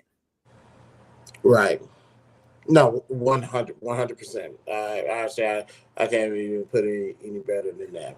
You need, in your in your structure of being interdependent, we can see that you need him just as much as he needs you. Right. Right. So let your guard down, at least when you come Right. home. Like, if you have to be an independent woman at work or outside the house, do so. But when you Mhm. come in this kingdom, that is your kingdom as well. Turn that turn independent off and turn interdependency on. Mhm. Because before, when you came home, young lady, when you came home, you had to cook, you had to clean, you had to wash the kids, you had to do all of this stuff. How Mhm. does it feel to know that there's somebody that can help you out with that, so they could Right. take that lift off your shoulders? Right. At least part of the burden. Right. And even in my situation, we don't have children yet, but we have a dog. That's child enough. Y'all have seen Luke. So who is passed out on the couch right now. But it's a matter of even him coming home from work. It's like, right now I work from home. So he goes out and has to deal with actual people, bless him. And it's a matter of even still, it's like, okay, yeah, I'll cook dinner and I'll have this, that, and things ready. But there are some days I'm just like, babe, no, it's not happening. I can't do it. I just don't have it in me. And then we have to make those decisions. We have to work those things out together. But being able to make those decisions is where that comes in. You Mhm. accept those responsibilities, you accept those roles, if you want to use that word. But at the same time, it's also a matter of just knowing, okay, can we both interchange this? Can we both come to the table at the same time and say, okay, let's just lay out the cards of what we gonna do today, and we just gonna pick off the table who is responsible for what. And yeah, that makes a big difference being able to do that. But Right. I No, did. to the Oh, sorry. Go ahead. no, I'll say, to that point, I decided to look at my bills, and I'll just throw out two right now. My $2,000 rent. two, I, no, no, no. Matter of fact, we just renewed our lease. The price didn't go up. Thank you, God, on that one. You said it So did or it didn't? did not. Thank you. Lucky. But, like, for example, before my wife and I got together, obviously she had her own car insurance, she had her own phone bill, She had her own she had house. her She had own her own yada car. yada yada, Oh, all okay. this stuff. Now, guess what? Now that we are together and I know how to manage my money, whatever bill she had or she was supposed to have, being independent, she ain't got to worry about that no more Right. because I took Right. care of majority of that, if not all of it. Mm, And in return, when I was by myself, cooked, cleaned, mm, washed clothes, did all of that on maybe 4 to 5 hours of sleep. mm, Now, although I somewhat still get 4 to 5 hours of sleep, she is taking care of me. yeah. She's taking care of everything around the house because that lessens my load. That gives me more time to go outside, focus on work. So that way I know she has all of this to come home to. Mm, She has all of this to manage when I'm not here. mm, Like, I was obviously I'm the head of the castle, but I now, and a lot of people in my space are going to kill me for saying this.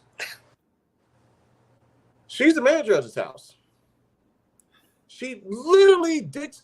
Let me tell y'all something. My first place, I had when I moved into my first studio apartment. I decorated that as a coffee shop, and in the I had mm, a bookshelf. Like, the only thing separating my bedroom and the living room was a long enough bookshelf. In that bookshelf, I'll be damned if I put a book in there. I put a TV right there. I put my kicks. I put my snapback. I had the house the way I wanted to have it. I yeah. missed that place. All that other stuff. After that, here's the keys. how whatever color scheme you want, Yeah. whatever couch, that's all you. Where do the clothes go? Where you want me to put all of this at? This is you are the CEO of the house. I'm the Ooh, president, you sound like CEO. him. Yeah, like you got this. This is Right. where am I putting my bags at? Like Right. especially, matter of fact, especially during the pandemic, like The pandemic. Yeah. there's a way that she has to handle this house. She Mhm. all right, put your clothes right here, put everything in the tote, and we still go by that same philosophy today. Since now Mhm. it seems like the Rona is coming back a little bit stronger. Same protocol stays. That's because she came up with that idea and she stuck to that idea. And Mhm. right now, that's what happens when you just fellas. It's okay to take a step back and let her drive. Yeah. Interdependency. Yeah. Some Yeah. people say, "Man, yeah, that's simple. You let it depend on." It's like That's not shut. something. It's Not like at all. shut your goop. We got guests here, so I'm not gonna say that. That is not sipping. That is just being. That is relying on your wife, just Yes. like she relies on you. On you. Exactly. And it's also a matter of uh as we you had mentioned it way back, but it's a matter of understanding what your dynamic of your relationship is. So Hmm. in your household, and even in my household, my husband, you as the husband said, "All right, babe, this is the house. However you want it to be, let it be. Just let me." This well, in my household, he said, "You got the whole house decorated. Do whatever you want to with it. I don't care. But I got my room. I got my man cave. That's it. That you do whatever you want to with the rest of the place. This is your home, but that's my man cave." And that's how Right. he worded it. And I'm like, okay, cool. I mean, I still want you to have some input. I mean, you do live here, but We don't care. Not even a little bit. Like I said, I have my first place to myself. yeah. I decorated that place the way I wanted. Coffee shop theme color, brown. The whole kitchen was decorated. They had like so the paintings, decoration, coffee shop. The living room, brown couches, multi brown color pillows to match it, brown coverings for the bed and all this other stuff. Like you I said, did. comfort. Yes, Just just like brown. my entire studio was an entire coffee shop when you came to my place. That's the theme I wanted. I had Yeah. it for a whole year. I See, was at peace. at So, least you had a baby, here theme. you go. At least you had a theme. Because when Hmm. I met my wonderful husband, he was staying in his own apartment. And I came through and I opened the fridge and I said, "Sir, do you even eat? Like, where the food at in here?" So Man, please. I kept some. What did I keep in the refrigerator? That's a good question. I can't even remember. see, that's the thing. I opened up his. I'm finna tell on you, baby. I, I opened up my husband's fridge. I saw beer and cake. Oh, and cheese. I said, "Sir, what do you eat? Beer, How do you cake, eat?" and cheese. That sounds like a party to me. What don't know what you're talking about? What about those who Absolutely. had never stayed by themselves, who have never left their mother's house? Good question. Hey, Chi, ducks, quack. Um, Mm, Honestly, that is a good well, question. to answer that, before I married my wife, I had to leave my parents' house. I Yeah, had to leave my dad's house. And by doing now, did I have to do that? No, I didn't. Because in my situation, I was already mentality wise, I was already husband ready. I was a husband before I got married. that's a good Now, one. with me, I wanted to go a step further and actually show them a resume that I can protect, provide, be stable, that type of stuff. Mm, And I did that to, and I did that for how many months again? At least 6 months. mm-hmm. I gave her dad, her mom, her sisters, aunts, uncles, everybody a resume. I can take care of this young lady for the Mm, rest of her life. yeah. I refuse to get married until I experience living alone. That's fair. And that's real. I I'm not know the mad at that. story behind that, actually. I do know the story behind that. I ain't gonna tell you business. But I even tell even my little sister, she's 19 now. And I've even told her, she used to date this guy, whatever, won't put her business out there either. But, we have those conversations about, okay, how do you know about this? And how do you know about that? And I'm like, well, first of all, before you make any serious commitments about being together with someone, especially living together, live by yourself first. Know how you want to be in your own space before you start sharing space with somebody else that you barely know. Because you're coming out of sharing space with someone in somebody else's house. And it's just like you were saying earlier, and we both said earlier, that knowing who you are before you go into the relationship, you also have to know who you are in a space where you have to depend on yourself before you start depending on someone else and asking them to also depend on you. Know your strengths and know your weakness. Know your strengths, know your weakness. And what was the last point? Know yourself. Know yourself. There you go. Know your strengths, know your weaknesses, and know yourself. Bet. I love this conversation. This is great. Okay. So, to get back to that, please let us know if we answered that question as well.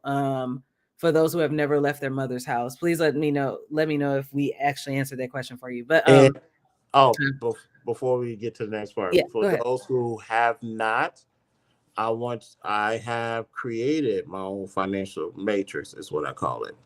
It's just me listening to others, people smarter than me, That part. and accumulating this information together. Now, if you haven't and you want to leave, you have to know how to budget your money. Don't worry about the conversations of how much money you make. Put that to the side. Just know this. Of course, get a pen and paper. Rewind this by 10 seconds to do whatever you got to do. Rule number one. And this is your net income, not your gross income, your net income, meaning when you get a paycheck, that's how much you put in the bank. So 10% of that needs to go to charity. I don't care how bad you think you're doing, somebody else is doing much worse. Pay it off then. That's number one. Number two, put 30% in an investment account, not a savings account, an investment account. Now, prior to inflation, I would have said savings. But getting where this country is going, and quite frank, people don't have a good idea where this country is going. You need to invest your money. Go get a Mhm. brokerage account. Do what I did. Go get a Roth IRA account and put your money there. So that way people can invest your money and they can make more money for you. Next up, 45 to 55% of your net income needs to go to bills. Now, of those bills that are priority, because I know you want cable, I know you want subscriptions, that's not a main bill. Who is still doing cable? I don't mind your business. So you need transport. First one is transportation. Well, I'm sorry. The first one is room and boarding, rent, basically. Second one is transportation. Third is what else? What did I normally say? Room and boarding, transportation, obviously your cell phone, Food, food, yes, and there's one other one that I forget. clothing. Does that count? Not really clothing, but see, yes, rent, your transportation, cell phone, food, electricity. There you go. Okay. Those are your five main priorities: your rent, your car, your cell phone, your food, and electricity. It's all your 40, household expenditures. yes, 45 to 55% of your bills need to, of your paycheck needs to go to that. Now you can get it under 45%. You're doing great things. Mm-hmm. Now, what about the remaining 5 to 15%?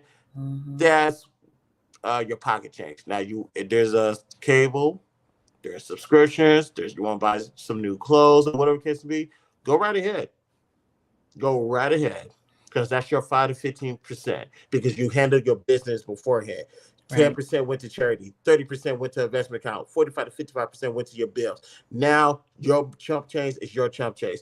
Now with your 45 to 55%, You need to make sure you utilize it wisely. Now you know how much you make. Now you know how much you can afford in rent.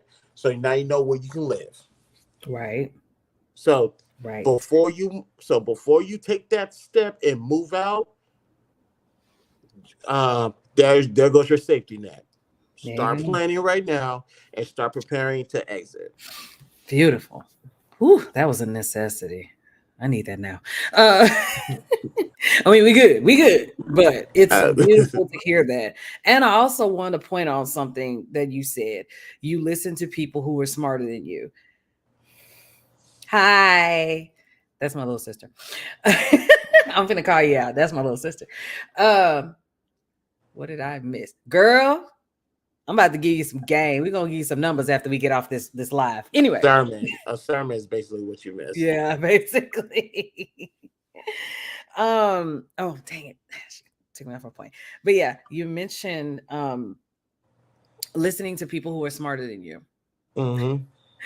And I want to this is gonna be very controversial for me to say that we have to constitute what that actually means.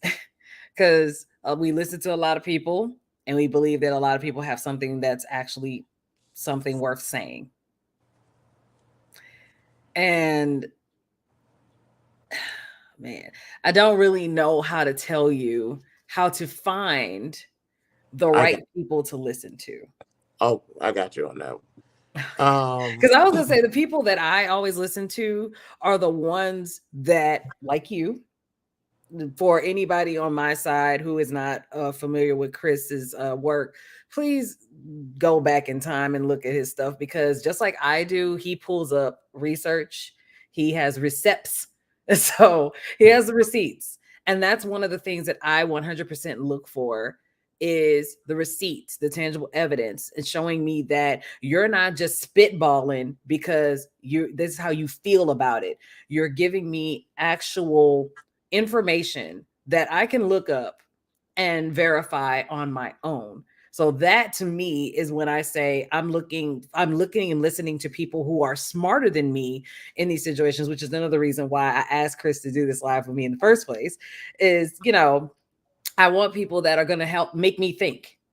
And if that person, this is a personal thing, y'all. So if I offend somebody, I'm sorry. But and I love you, but so personally, if the person you're listening to does not challenge you to think about what it is you believe, or does not challenge you to question things or make you want to even go further, even if it's something you believe, if you are not taking time to actually, if it's not making you want to say, there's more I need to look into here, there's more I need to research here, or that's something I didn't hear before. Like even right now, I know Chris knows me. I've watched Chris's content. Chris has watched my content. And even now, as we're having this conversation, I'm learning so much. If you are watching content that is not engaging your brain to want to know more and even go and research more, you're probably not watching the right people. If you're trying to learn something, because there is a such thing as mindless entertainment, that's fine. I watch Grace Still Plays. That's great. I watch Corey Kenshin. It's cool. Mindless entertainment. However, if you're really trying to learn something and find something that is making you do more than just sit there and going, okay, yep, you're not growing. You're not doing anything. And no, it ain't been no 10 hours. Anyway. That's the mouse. Ma'am, what is that even? Shut up, Donnie. I'm releasing it. Okay, I'll tell you the context later, but I'm finna release a t-shirt based on this person right there. I Anyway, love it. so I'm passing the mic back to you. The I always listen to how can I say this? Um I'm a genius because I know I'm not. Let me say that again. Yeah. I'm a genius because I know I'm not. That part. I'm still listening and I'm still learning from others. Like, for example, the 30% Mm-hmm. to invest in the savings account, or just case of investment account, Mm-hmm. that came from a billionaire via Killer Mike. Okay. Killer Mike spoke to a billionaire and he said, how do I get rich? How do I make more money? He says the billionaire told him this real simple. You get $1. Take 30 cents, put it in the savings account. He's like, what? Mm-hmm. 30 cents? So you can't. What are you doing? How does this make sense? Mm-hmm. Let me put my business on front. Well, let me slightly put my business on Front Street. I hope this woman is awake. What is 30% of 80,000? It's 24,000. That's how much is going in my savings account per year. Mm-hmm. There you go. Simple. So from just taking 30%, Mm-hmm. and I'm not confirming or denying if I make 80,000 for those who are listening. So don't even worry about it. Mm-hmm. So think about that. From just getting $1, you're putting 30 cents aside to think about how much money you make per year. Take 30%, put that aside. $24,000. Mm-hmm. Yeah. So it's because of my lack of knowledge, I'm able to listen and rub elbows with people and hear them talk Right. and apply it to my lifestyle. So that's Right. not only in the world of finance, I do that in relationships, I do that at work, I do that at school. You cannot be afraid to learn something new Right. because it's The only going to wisest better you. man knows that he knows nothing at all. There you go. That's one of my favorite sayings. Don't pull that up. I apologize in advance. These are my closest companions, my sisters, and nuts. They are nuts. Okay. Not the security breach. I can't. Okay, we go. We gonna get back on I topic tell you what. finally.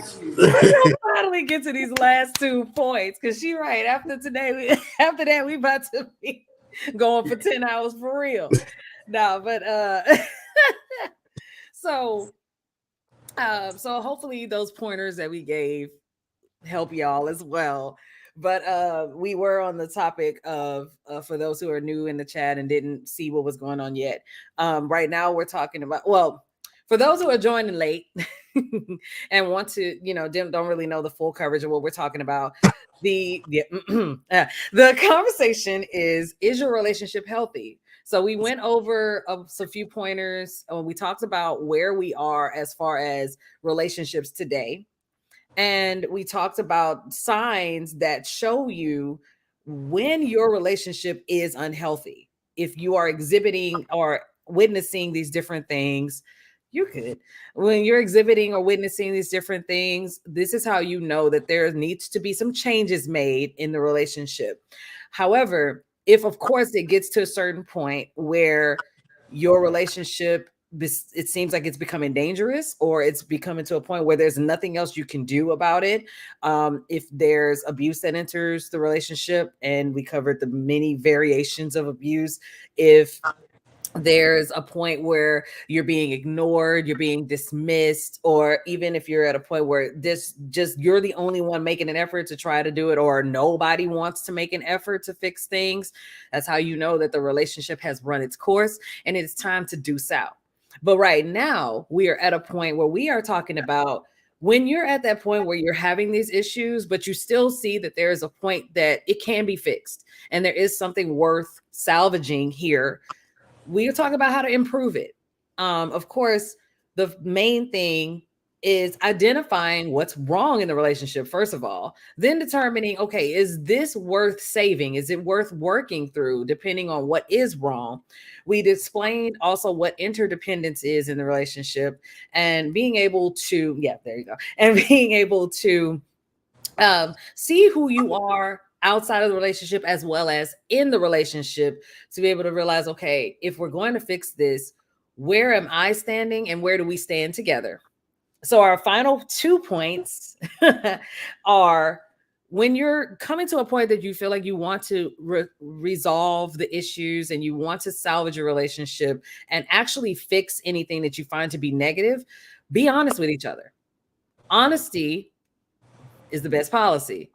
And as much as it may hurt, or as much as you may not like how they're saying it, you're just going to be hurt for a few minutes. I'd rather you tell me what I need to know and I be hurt for a minute than you lie to me and it messes me up for entirety.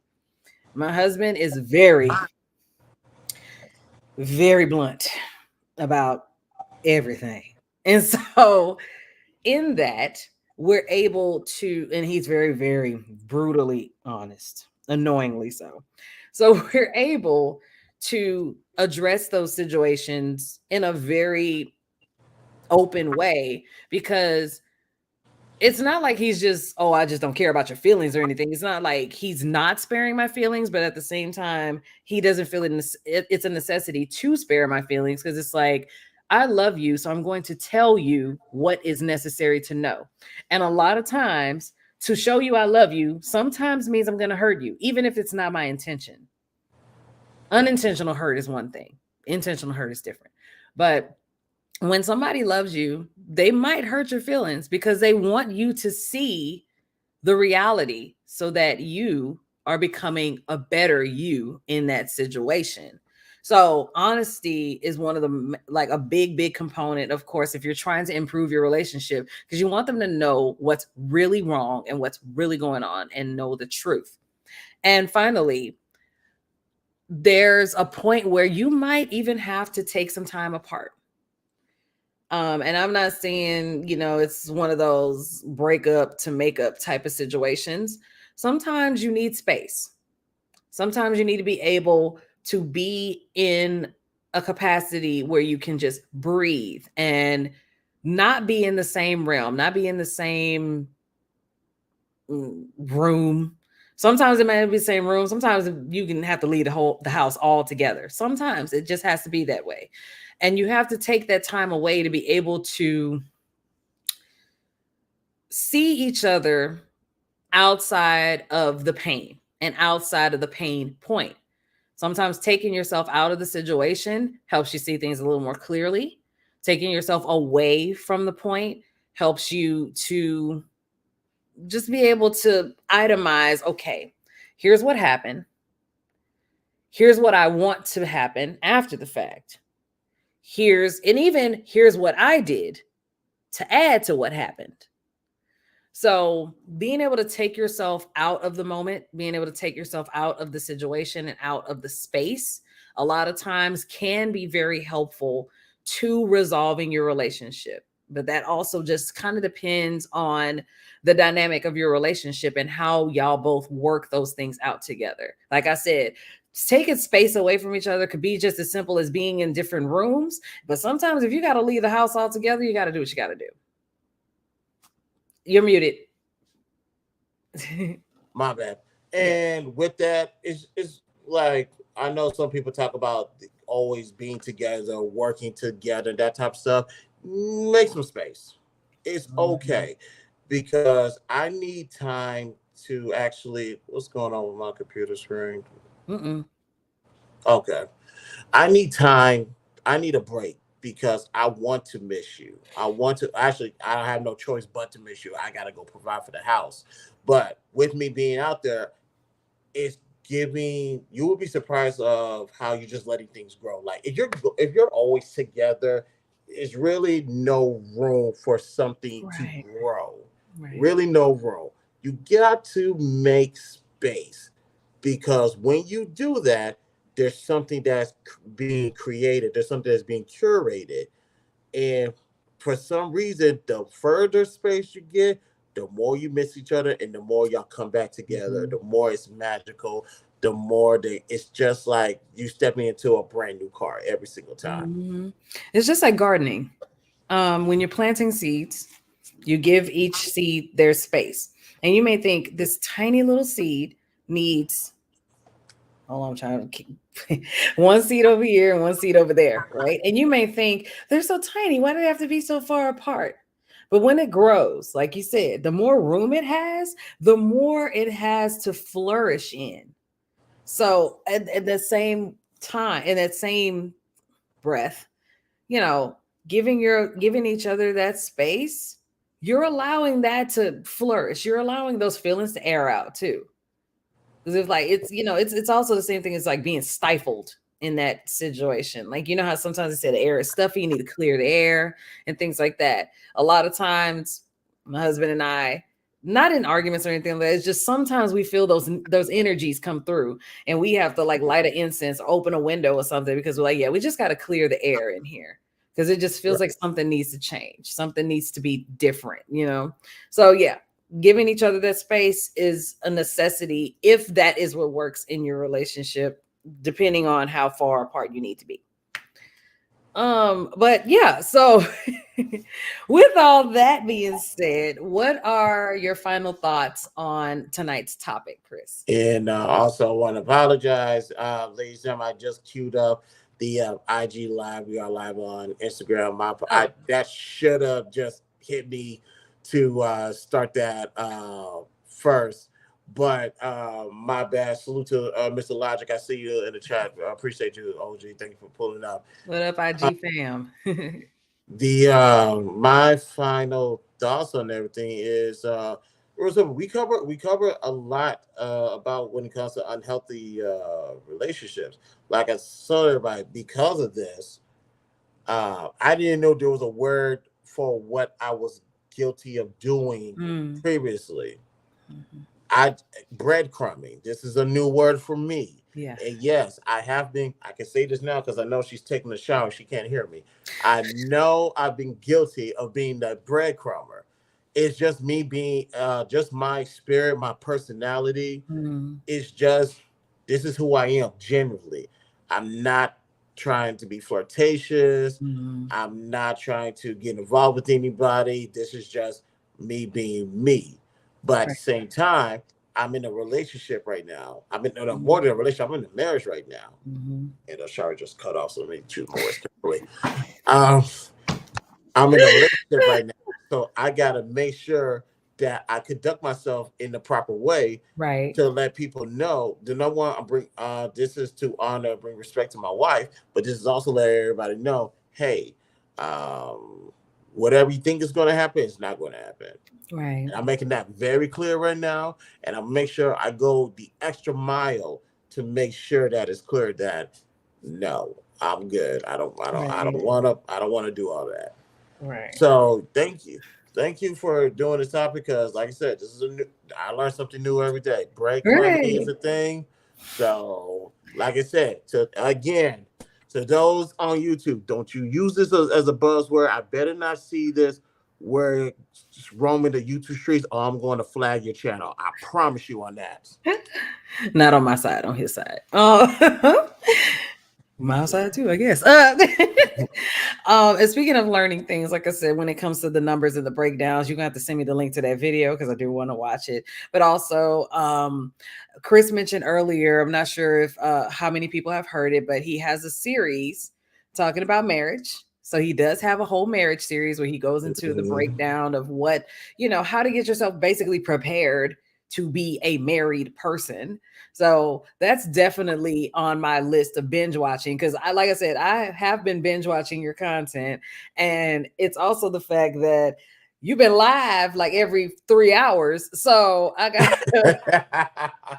been like, okay, let me try to catch the I live. and let me and I owe an explanation to that people because a lot of You people know? say like why you going live with these random hours a day? You gotta let me know so I can send people your way and that type of stuff. Right.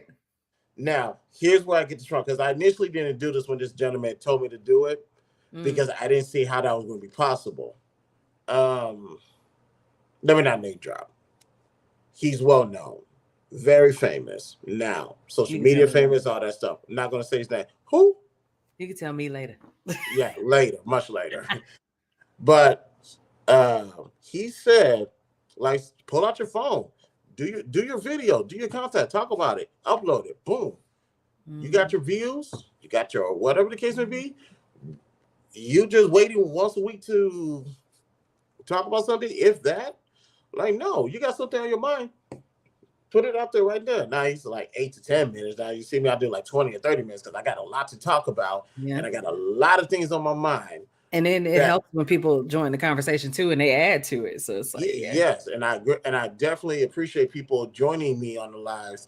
Like I may not be able to bring you on the stage. Granted, if I put the link in, it's because I want to smoke. Yeah. And evidently those people don't want to smoke with me. Totally understand. But when I do the lives now, it's just like something just popped into my head and I gotta get this off my chest. Like see, when you talk about influence, how you said I influence you, that's influencing me because I'm still, getting into this realm of the live world. And I'm noticing, yes, being live, I'm able to be a little more free to myself. I don't feel so restricted by, script and edit and this and that. I feel like I'm actually having a conversation with people, which I am. I'm having a real conversation. And I love that because it makes it, to me, it's more organic and I'm able to really express myself, I feel, in a way that I don't feel I'm allowed to do through an edited video, especially about things that are sensitive topics. I talked about,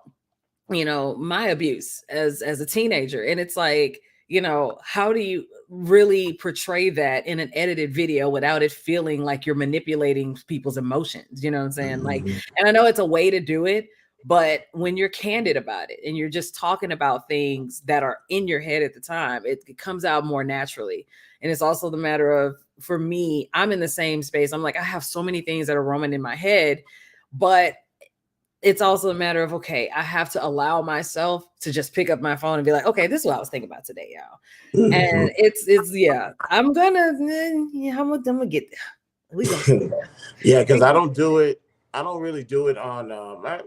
Well, no, I don't do it on IG because I'm at work most of the time, and I gotta be a little bit more wiser than that. A lot of people used to see me cam up when I from my job, but now I just like let me be a little bit more respectful to other people's platforms. Yeah. Otherwise, I'd rather just have my camera off versus while my home camera's on. But anytime if I get the meet the requirement, especially the requirement for TikTok, so yeah, sometimes I just flip the camera on and just go live. But with YouTube, I want to I want them to have my rawest and my purest of thoughts. This is what I'm thinking now. I could be right, I could be wrong. Here's what it is. Here's 30 minutes of that. So y'all, I tell people like, subscribe, comment. Am I off? What can I fix? So on and so forth. Very beautiful comment. I got it. It's very nice to have conversations live and in person because, you can see their reaction and interpret what they meant better. And I agree. I very much agree with that. Because I feel like, yes, it does make sense. I feel like a lot of the edited content, as an entertaining and as enjoyable as it is, a lot of that does get lost in context because we're trying so hard, and I'm guilty of it too. We're trying so hard to just get your attention and keep your attention to the point that the point gets lost sometimes in all the hoopla. Because it's like, okay, and then like you talked about earlier, listening to people smarter than you, but it's also how many people, too many people also can be a problem. Too many hands in the pot is something my friend mentioned way earlier, and that was a very good point. But yeah, too many hands in the pot after a while leads you down the road of confusion too. So it's like, being able to put yourself in a space to say, okay, I am able to portray what I want to say versus I just want to entertain you. And I feel like for me, being in this space, like how we are now, it works better for me. Like I said, especially like you said, Bree. Oops, sorry. Like you said, Bree. Having those conversations, you're able to react and interpret better. And I feel like also in the sense I can break stuff down a lot better, and I can give my own personal inflections and anecdotes and things like that. And I feel like I said, it's not getting lost in translation, but also I'm rambling. So anyway. Now, and I also wanted to add, like you said, it's better for conversation. like this. But when you record, and occasionally I do that, I need to get back to what happens of doing that. Mm. But when you record, um, you have to think about what you're Yes. saying, how it may be interpreted, and you're going to have to provide uh, you're going to have to provide bullet points to cover what you think people may think about it, which I have done Mhm. for a long period of time. So it's like, all right, if I say this, this is how it's going to come off from this side, that side, and this other side. So I got to Right. make sure I have bullet points that's going to cover everything. It could be time consuming, especially when it comes to the Yeah. editing process. Yes, that part. Because recording the video isn't the issue. No, It's the editing. yeah, It's yeah, the matter of editing. It's making the video worth watching. in my older videos, my much older videos, some of them are privatized because they're just bad. But you look how short those videos are, and how long it took me to record, maybe double or triple the time Yeah. of the actual recordings. Right. It was like, oh my fucking god, there got to be something better than this. And not even mentioning the fact where you record a whole video and then you realize your audio wasn't even on. I can't say that didn't happen and I didn't lose my shit. I was like, man, fuck all this. I threw I that. did. One of those days I was like, so I have a video up, another shameless plug, but like I did like a return to YouTube video, basically where I've been, what's been going on, and what happened. And I had recorded that video and I said everything I wanted to say. I felt like everything came out perfectly. It was exactly what I wanted to do. And it was off the dome. I was like, this is perfect. I go to my computer to edit it, to upload it. No audio is recorded. None. I, And I I was would like, have, and not even from my camera. I was like, I am defeated at this point. yeah. I trashed the whole thing. And then I came back like maybe a week later and was like, okay, I can do it now. But ooh, that Yeah, is I need a moment. I need a painful. moment to calm down. Yes, that's painful. Okay, we made 2 hours and 30 minutes. That is Mhm. awesome. And yeah, we have covered so much important, imperative ground. And I cannot thank you enough for allowing me to share this space with you tonight. For those who weren't available earlier, I mentioned that basically I presented this to Chris because, like I said, I've taken interest, not interest, but I've been just binging his content, and the topics that he covers is very informative. And again, it's one of those things that you have to be able to digest opinions that you may not always understand and may not even always agree with. But a lot of this stuff is agreeable. I mean, it is what it is. And Mhm. the point of the matter is also, I don't have to agree with you to make, and I'm not saying I don't, because I mainly everything I've watched, I've agreed with. But you don't have to agree with someone to find value in their content. And you don't have to find yourself being a yes man towards them in order to find value in their content as well. So I presented this topic to Chris because I felt like we were going to do exactly what we did tonight, have an amazing, informative, and insightful conversation about something that I feel is very important for a lot of us out here today. I got plenty of friends who are going through different steps in their relationships where they're growing and learning, where they're separating and learning themselves. And I mentioned my little sister and how, she's developing in life and, learning how to develop those relationships and developing herself as well as a young woman, which I want to tell you live and in person that I'm very proud of you, by the way. You're such a beautiful, wonderful young woman, and I want you to keep going. Be proud of yourself because you're amazing. Anyway, and that's to all the people that have joined this chat tonight. Is that her Thank you. picture? Huh? Is that her picture? No. Oh, my bad. I'll tell you about it later. Okay, so you know how me and Michael Jackson, right? Her and K-pop. Got it. Now, Okay, so what member of BTS is this? Do I gotta Google the names? it's not. It's not. Okay, tell me if I'm right, Bree. It's the one from not 80s. Is this a guy from 80s? I don't know his BTS. name, but I want to say he's from ATs. I may be wrong. I'm sorry. All I But know is one of them raps, and one of them rap for Jake with J. Cole, which that song was actually fire. I didn't think I needed that yeah, song. they go hard. They go I was like, okay, I might put this in my car once or twice. I was right. It is a member from ATs. So trust me, I'll she has say been educating me. She's been John, educating me. John Cook, V, Jimmy, Sugar. Oh, you said not BTS. My bad. No, no. Oh, it's not not J Hope. My bad. Not J Hope, not Jimin, not Jen. Jen is her boy. REM is mine personally. Shout out to REM. That's the one. Well, that's one of the ones that raps. Sugar raps too. But we going off a tangent. See, My bad. My bad. My bad. but yes, I just want to say to everyone in the chat tonight, thank you so much for being here and being a part of this conversation. And what's his name? Oh, that's Jung Ho. Oh, that's right. That's right. Jung Ho. Sorry. Anyway, it's like 37 people in that group. But thank you so much to everybody who joined our live tonight. I've just said that like 30 times. And for adding to the conversation, giving your opinions, and just, listening to what we had to say, and, sharing your thoughts.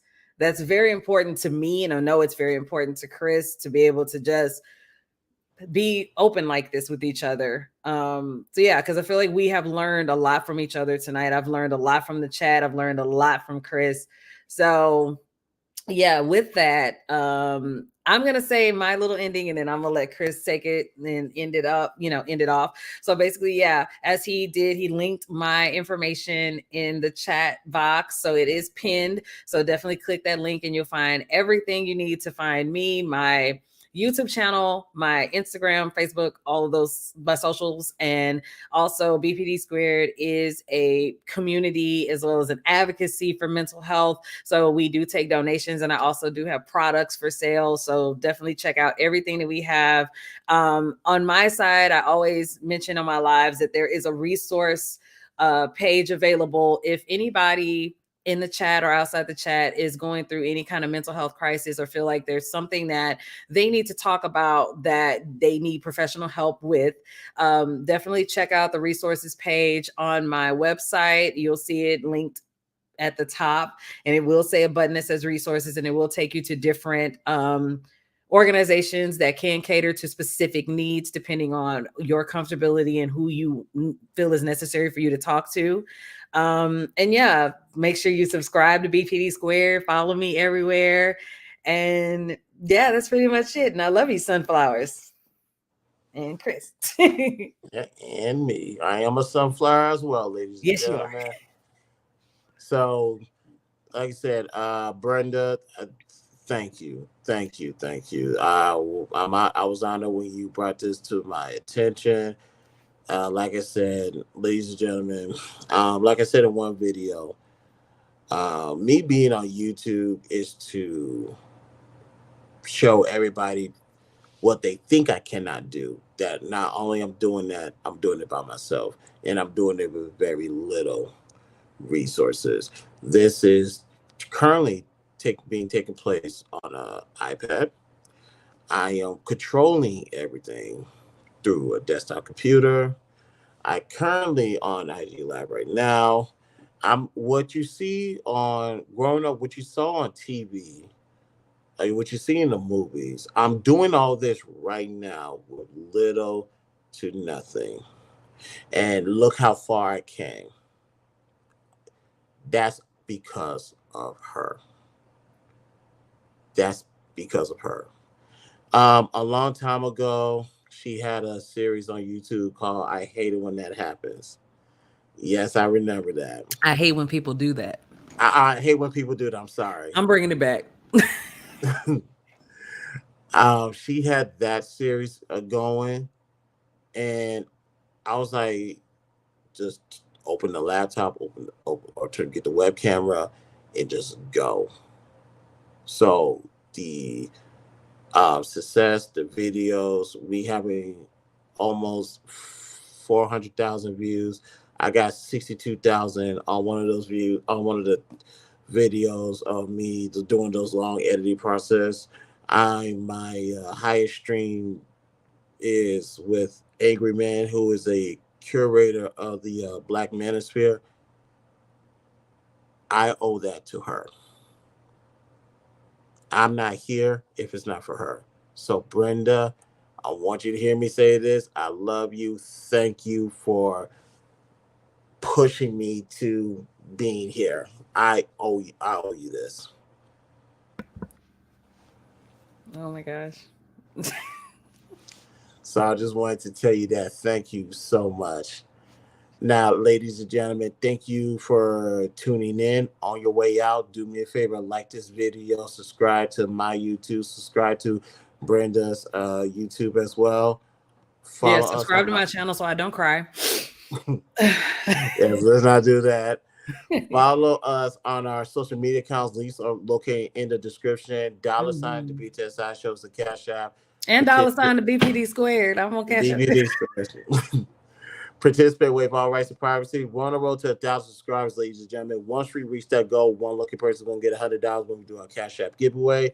I may give out to a second or third person, and to my wrestling fans.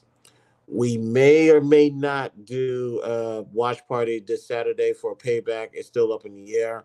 Now, for you AEW fans, I will react to their pay per view. Do I want to pay $55 or $60 for a pay per view? No, I do not. However, if you get me to 1,000 subscribers, you have my word. We will react to every single AEW pay per view. Nice. So, like I said, I like paying $5 a month for a subscription. I don't like paying $60 for no pay per views. I go to Dave and Buster's to watch my pay per views, or I go to somebody's house to watch a fight. I'm not. Yeah, you ain't coming to my house and watching it there. It's not happening. But that's neither here or there. We'll talk about that later. Other than that, people, thank you guys for tuning in. This is the BTSI show. I'm your host, Christopher J. That is Brenda from BPD Squares. Yes. We will talk to you guys later. Good Yes. night.